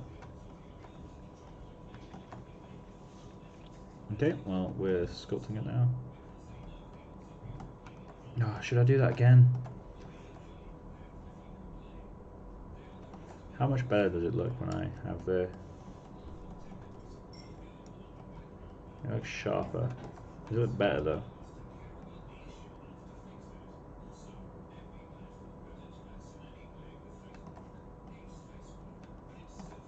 Let me try in a different area.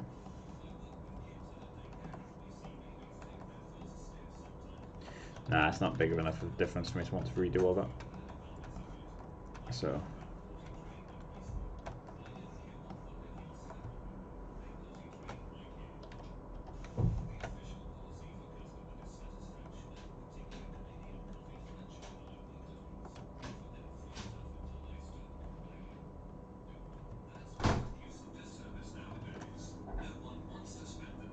Let's go to 3,000.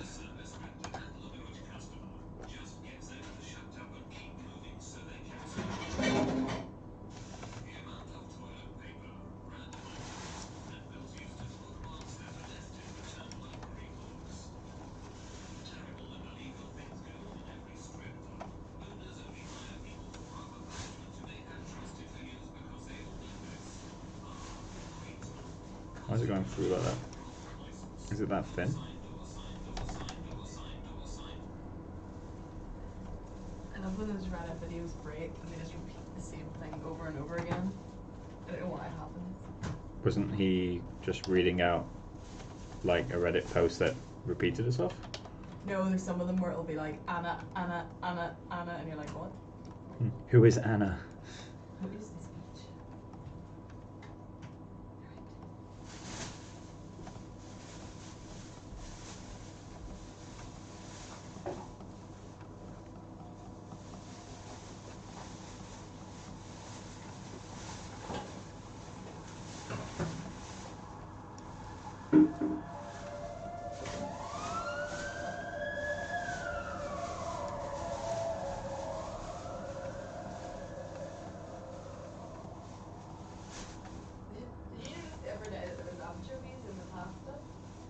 What, sorry?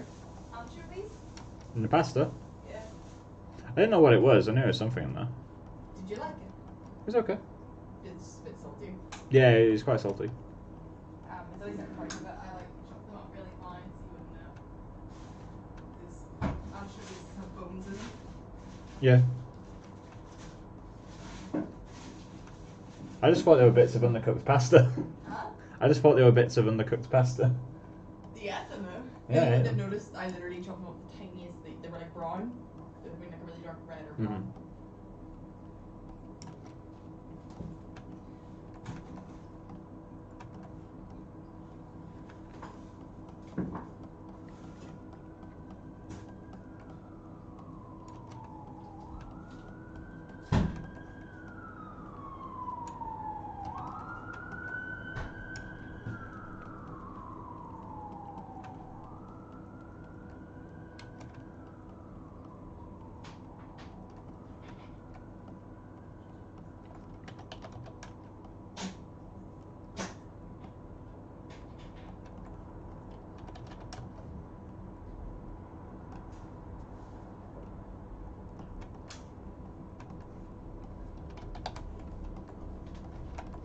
Started the long process of hand sculpting this to feel like a hard surface now. Yeah. It's going to take ages. Oh, that's cool. It looks like little titties. These. It is little titties. I'm going to re-sculpt those. No, keep the titties. No, with asymmetry. Because I need to do like this sort of effect everywhere. And it's going to take ages. I think the rest of this stream, if not off work tomorrow as well, is going to be just doing this. Don't forget we have our quiz tomorrow. Yeah, we have a quiz. The Andy quiz. Guys, I'm if terrified. you ever want to know the hardest quiz, I feel like we're going to be doing tomorrow. I thought I put that wash machine on, but it doesn't. Just realised I'm in the wrong, What? where is it? Draw. Focal length. Oh, come on. I hate that. Draw. 150. You know what fabric I wish I'd catch? You know your jeans? Uh-huh. Because I could have made jeans for a little dude. Hey, little dude. My mum calls anything that doesn't have a name a little dude. Like my final year project, Rennie was a little dude. For how long? The whole project. Oh, really? Yeah. Even though he was called Ranny. Even though his name was Rennie. He was like, oh, you're a little dude? You mean like little dude? And I was like, yeah, little dude.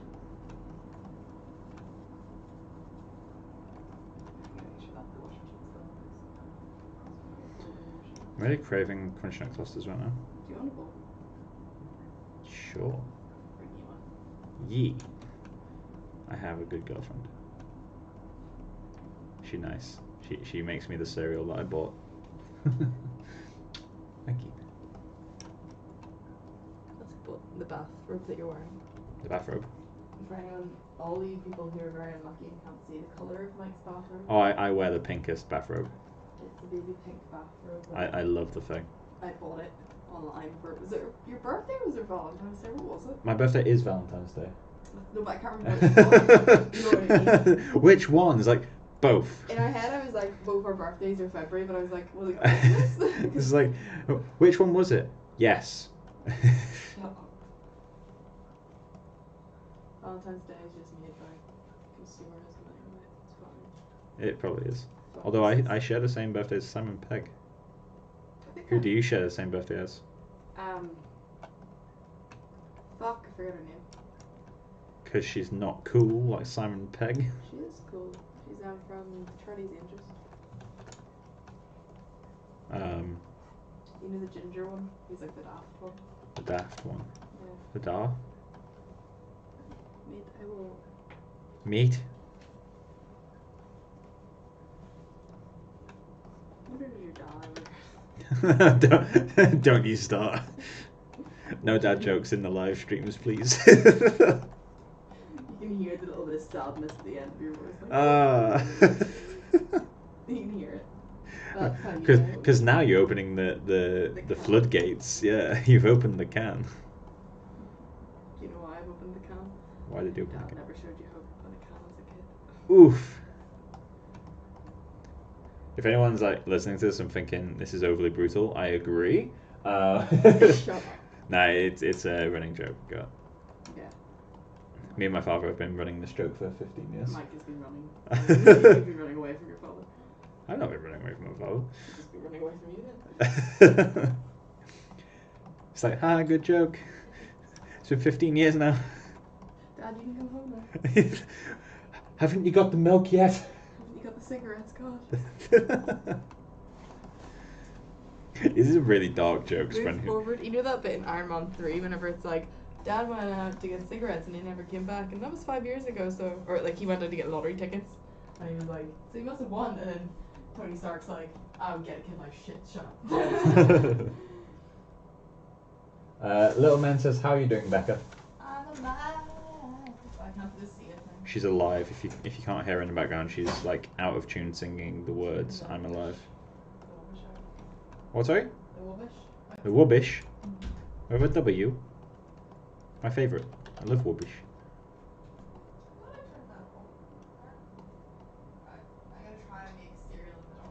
You're gonna try to make cereal in the dark? Why not just make it in the light?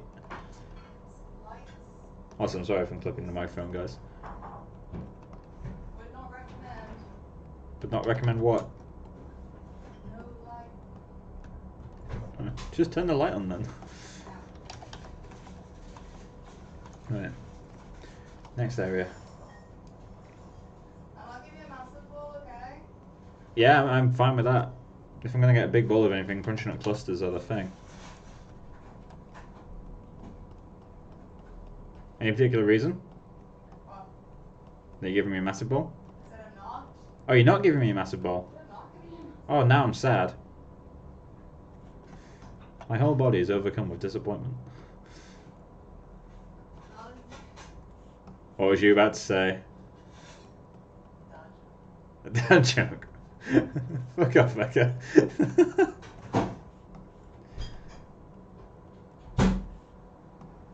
was disappointing. Your dad's ability to hang around. Not as disappointed as my father is in me. I think. Slam dunk. Slam dunk. The guy taught you how to do that. You didn't need daddy issues. No kink shaming. No kink shaming. Daddy issues are my king.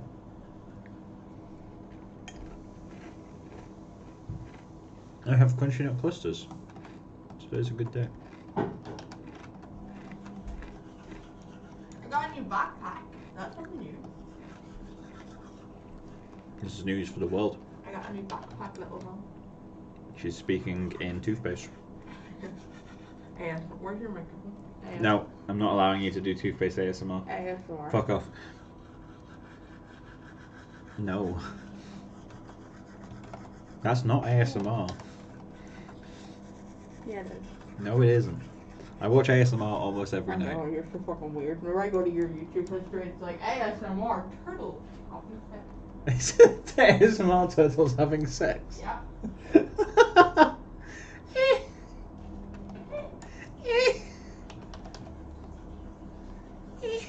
If you guys haven't heard the sound that turtles make when they have sex, Google it. You won't regret it. For anyone who doesn't want to Google it, it's just the sound. Yeah, but there's other noises as well because It's only the male that makes noise, though. I feel bad for the females. they because they use the sound effects for I think it's Jurassic Park. The raptors are. Can we please do an edit of like Star Wars where the blasters make that sound?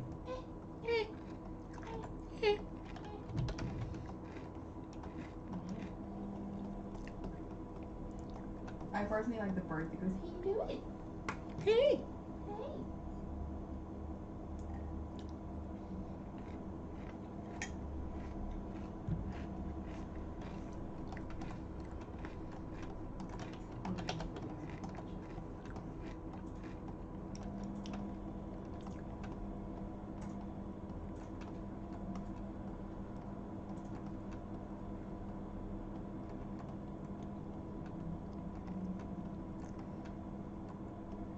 It'd be nice if there was a spray mode in ZBrush where it would take kind of random squiggles. So rather than just applying the alpha with random rotations, it would apply that squiggle, that squiggle, that squiggle, that squiggle.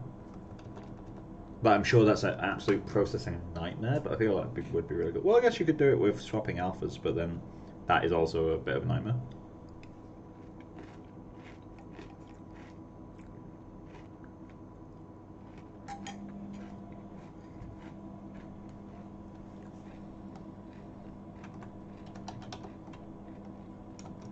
I'm sure the geniuses at Pixologic can probably figure it out. Something I'm not looking forward to is once I finish sculpting this one side, I need to do the whole thing again on the other side.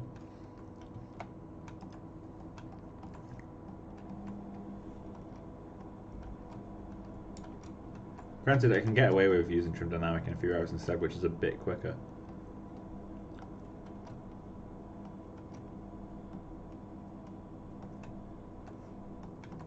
It just produces too many sharp edges, which I don't want in this case.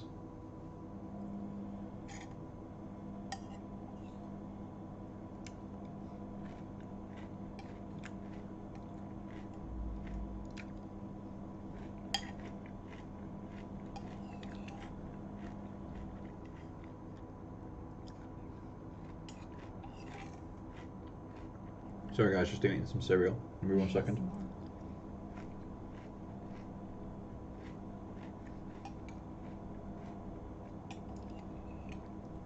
Now, I know you can repeat the same stroke. I can't remember the button for it. But I mean like repeating the stroke but with an offset and like random rotation. So basically like with the spray brush modes. But rather than spraying an individual instance of the alpha, it sprays brush strokes. So it will spray one stroke that's kind of doing that, one stroke that's doing that, one stroke that's kind of doing that stuff, one stroke that's kind of doing that, and that would get a lot of super nice random break. It's very niche. I can't imagine many instances in which you'd use it, but I know that you could kind of do that with the vector displacement stuff. I can't remember what they called it, but it's basically vector displacement.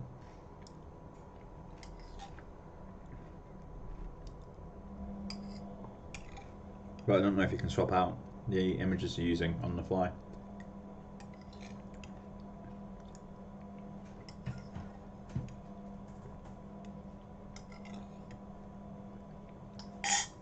No, that was probably a horrible sound for the microphone. I apologise. Metallic, like tink sounds are the worst for a microphone. I remember getting really annoyed on the phone with my mum once because she was washing the dishes, and I told her that the sound of like the knives and forks being put in the dishwasher, well not the dishwasher, but in the rack, was really like almost painful because just where her microphone was, it was really fucking loud. And so I mentioned it to her. After about 2 minutes, I hear the sound again. It's like she started washing away. I was like, "Mum, the microphone is still in the same place. It still hurts. Stop trying." And like a couple of minutes later, again, she did it again. I was like, "Mum, please have mercy."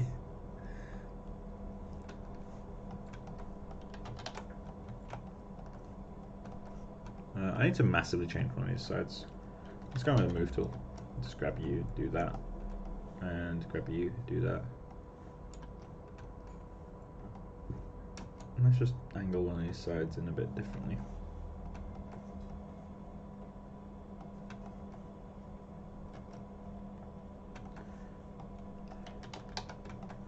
Well, making this guy symmetrical is simple enough. Dynamic.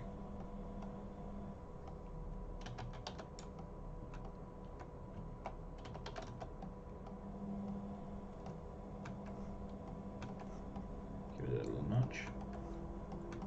That's him. I'm gonna go clay build-up on this one. No, that looks awful. Clay tubes. Did they get into bed? Mm-hmm. Okay. I'll be following soon.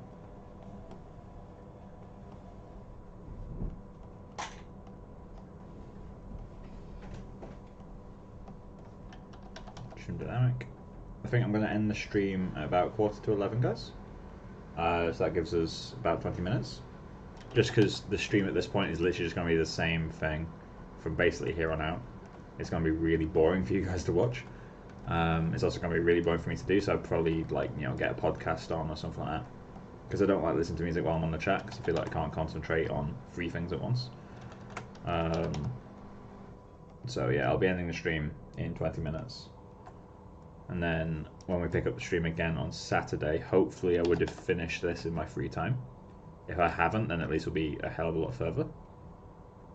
And then, yeah, we should be able to start back on the likeness sculpting and make the digitable, like, basically final, not final sculpt, but like final kind of, proportions, final position of everything.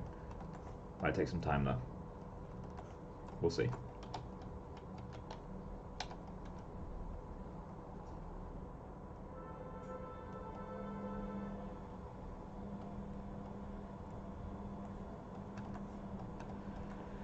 So let's break the symmetry in this guy.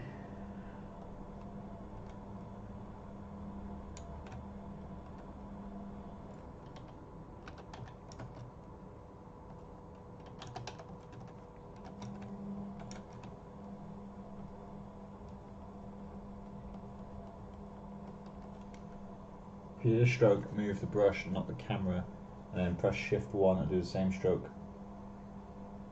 Oh. What? Dude, what? What is it? Dude. Oh my god, I love it. Thank you very much. That's amazing. I'm going to move the camera and see what happens. So I'm guessing it doesn't know what to do if you move the camera. Yeah, it doesn't know what to do if you move the camera. So, what the trick he's showing me, what are you talking about? So if you do a brush stroke, and then without moving your camera, so just do that, right? And without moving your camera, press Shift 1, it repeats that stroke. Yeah. And I'm guessing it does it based on the camera movement. And it's actually re-sculpting, it's not just placing the exact same thing. It's actually calculating it again. That is really cool. It's a shame about the rotation. It'd be really nice. I'm going to try Shift 2. No, Shift 2 does nothing. I hope I've not just broke a preference somewhere. There we go.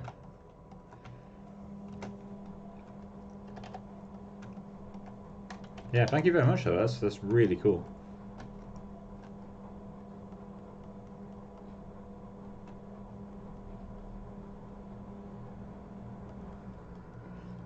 This shape, whatever it is going to look horrifying when I'm done. Looks like he's had his eyes gouged out. In like a really uncomfortable way. As if there's a comfortable way of doing it, but still. It's not exactly a spa treatment, is it?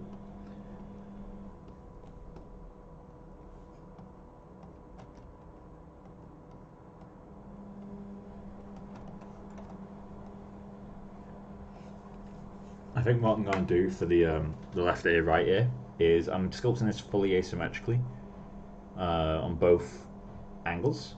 So I think what I'll do is I'll just rotate one of the rings 180 degrees,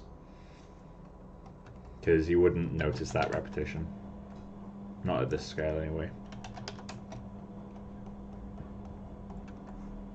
I remember if it was like a big environment piece, but this is literally an earring.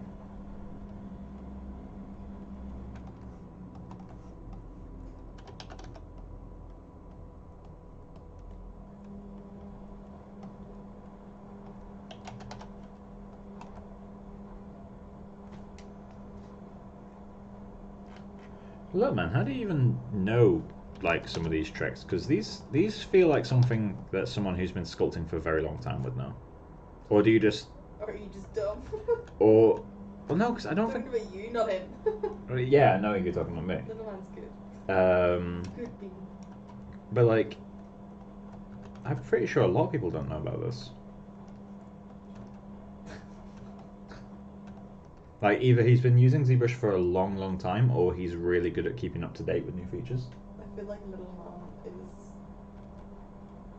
Bill Gates. Little Man is as if Bill Gates knows how to sculpt. I mean, he might. He sells vaccines. He sells what? He's on vaccines, clearly. He's He doesn't make the vaccines though, does he? Mm. And don't you mean microchips to control the population? I just came across the best meme ever. Which fast food chain are you? I think you might be McDonald's. Really basic, kind of a dick that like has like 3 friends. I'm not really no. I am kind of a dick. Sometimes. I'm trying to read the rest of them. What is KFC though? There's no KFC. Arby's, which is an American one, is low-key edgy, gets 4 hours of sleep per night, likes art but isn't creative. Denny's has a meme account, a human shitpost for sadness and humour. It's me. What is KFC? Because I feel like There is no KFC. What's the closest to KFC? There's no, Do you not have Popeyes or something? No. The Taco Bell, Burger King, Wendy's, McDonald's, Denny's, and Arby's. You're definitely McDonald's. Kind of basic. Yeah. Yeah, basic. Yeah, but. I don't want to accept being basic. I'll happily accept being a dick. Because I am sometimes. Bread that is made to look like hamsters. Oh, I've seen the bread to look like hamsters. It's really cool. In fact, actually, no, I'm a dick. I don't care, Becca. It's not cool. I didn't hear you. You didn't hear me? Little Really? man, what's your favourite fast food franchise? And I'll tell you what your personality is based on that. Okay, little man. So what are the choices? I'll Google it. There's probably fast food.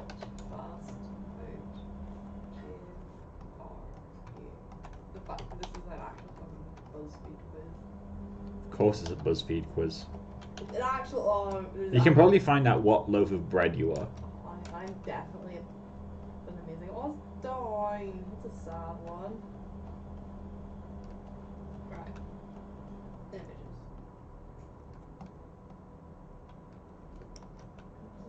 I know what type of bread I am, I think. What? Milk loaf.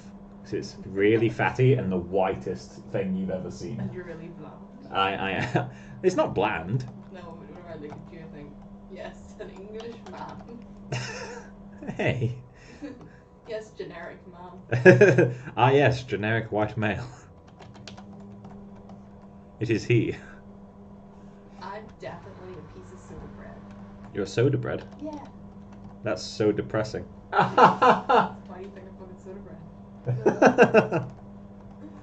Because it's fluffy and it's warm, it's toasty, and it's a little bit hard. So I've got a hard shell to crack. And it's got that waxy taste because I'm also complicated. Complicated. You just describe yourself as complicated. Yeah. I'm pretty sure people can't describe themselves as complicated. Yeah. I think that's kind of a prerequisite. Yeah.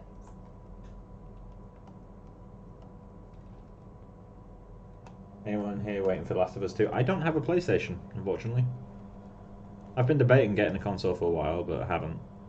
Because there's no friggin' room for one. I have room for a console. Right there. If I straighten up the speaker, you got room there. Okay, then get yourself one. No. So I wanted to get you a Nintendo Switch. And then the world went into lockdown. No, I don't really need one. Yeah, but you wanted to play Animal Crossing. Yeah, but like, I feel like I have other things, I have too much going on in my life that I have to do right now.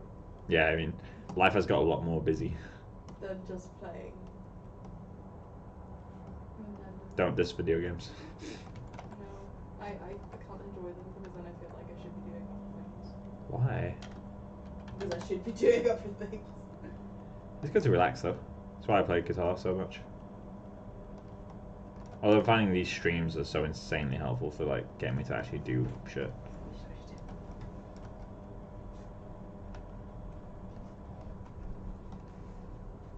Yeah, 5 minutes left and I'll be ending a stream, guys.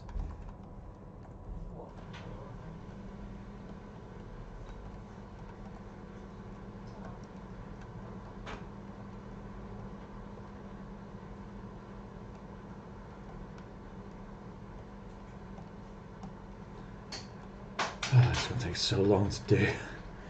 Huh? It's gonna take so long to do.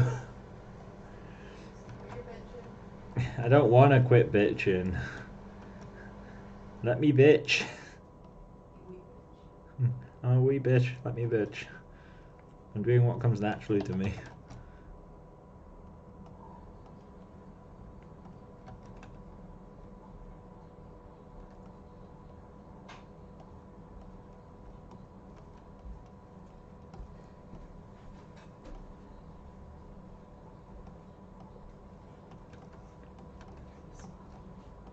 What's it? Yeah, the air needs to move a little bit in there, doesn't it? Yeah, so you smell pink and shit in the corner. I smell all pink. Yes, you. Wonder how the artist Pink smells. Delicious. Delicious.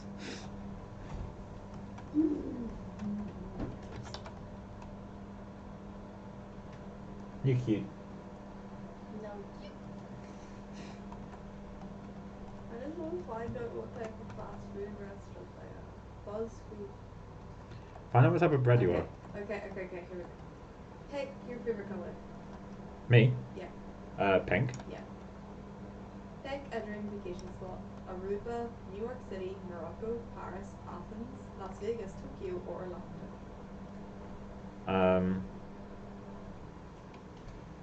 I think. Can you repeat those, sorry? Aruba, which is like obviously beaches. New York City, Morocco, Paris, Las Vegas, Athens, Tokyo, and Orlando. I think Tokyo sounds the coolest. What Peter Jackson did. What's it? Ooh. Peter Jackson's Weta launched his animation studio. Oh, really? Yeah. Hey, Weta, you want to reach out? Nah, I like NPC. NPC's cool.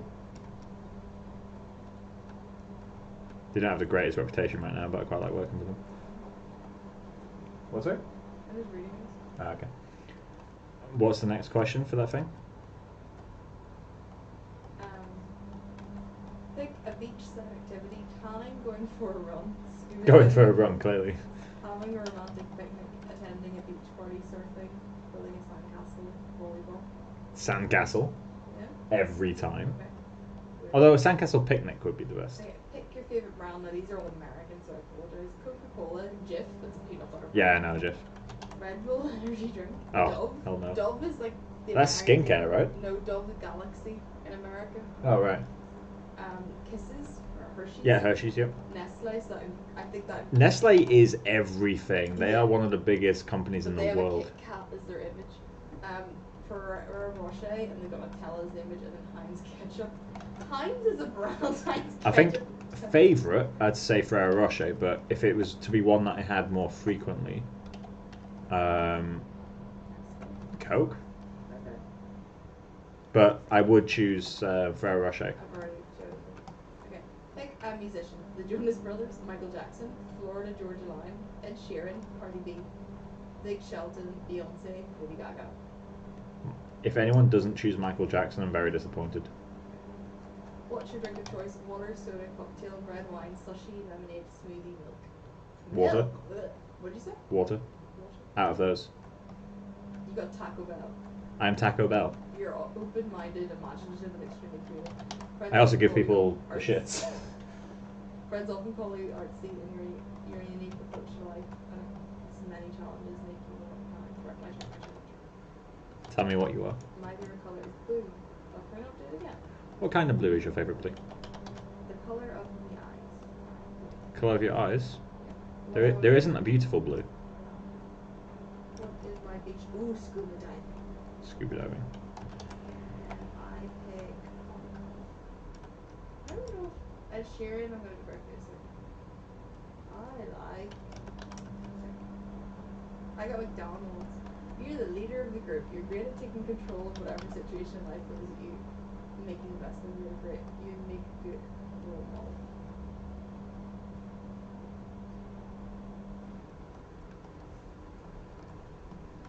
Right, I'm going to save this. I'm going to save it as version 2 actually. Alright, I'm going to end the stream, guys. I'll continue sculpting this off stream. I think, like, as far as if people want to learn from these streams, we've covered everything that you would want to learn from this. There's nothing really going to go on from here other than just metal sculpting for forever. So I'm going to do it off stream, listen to some podcasts and stuff.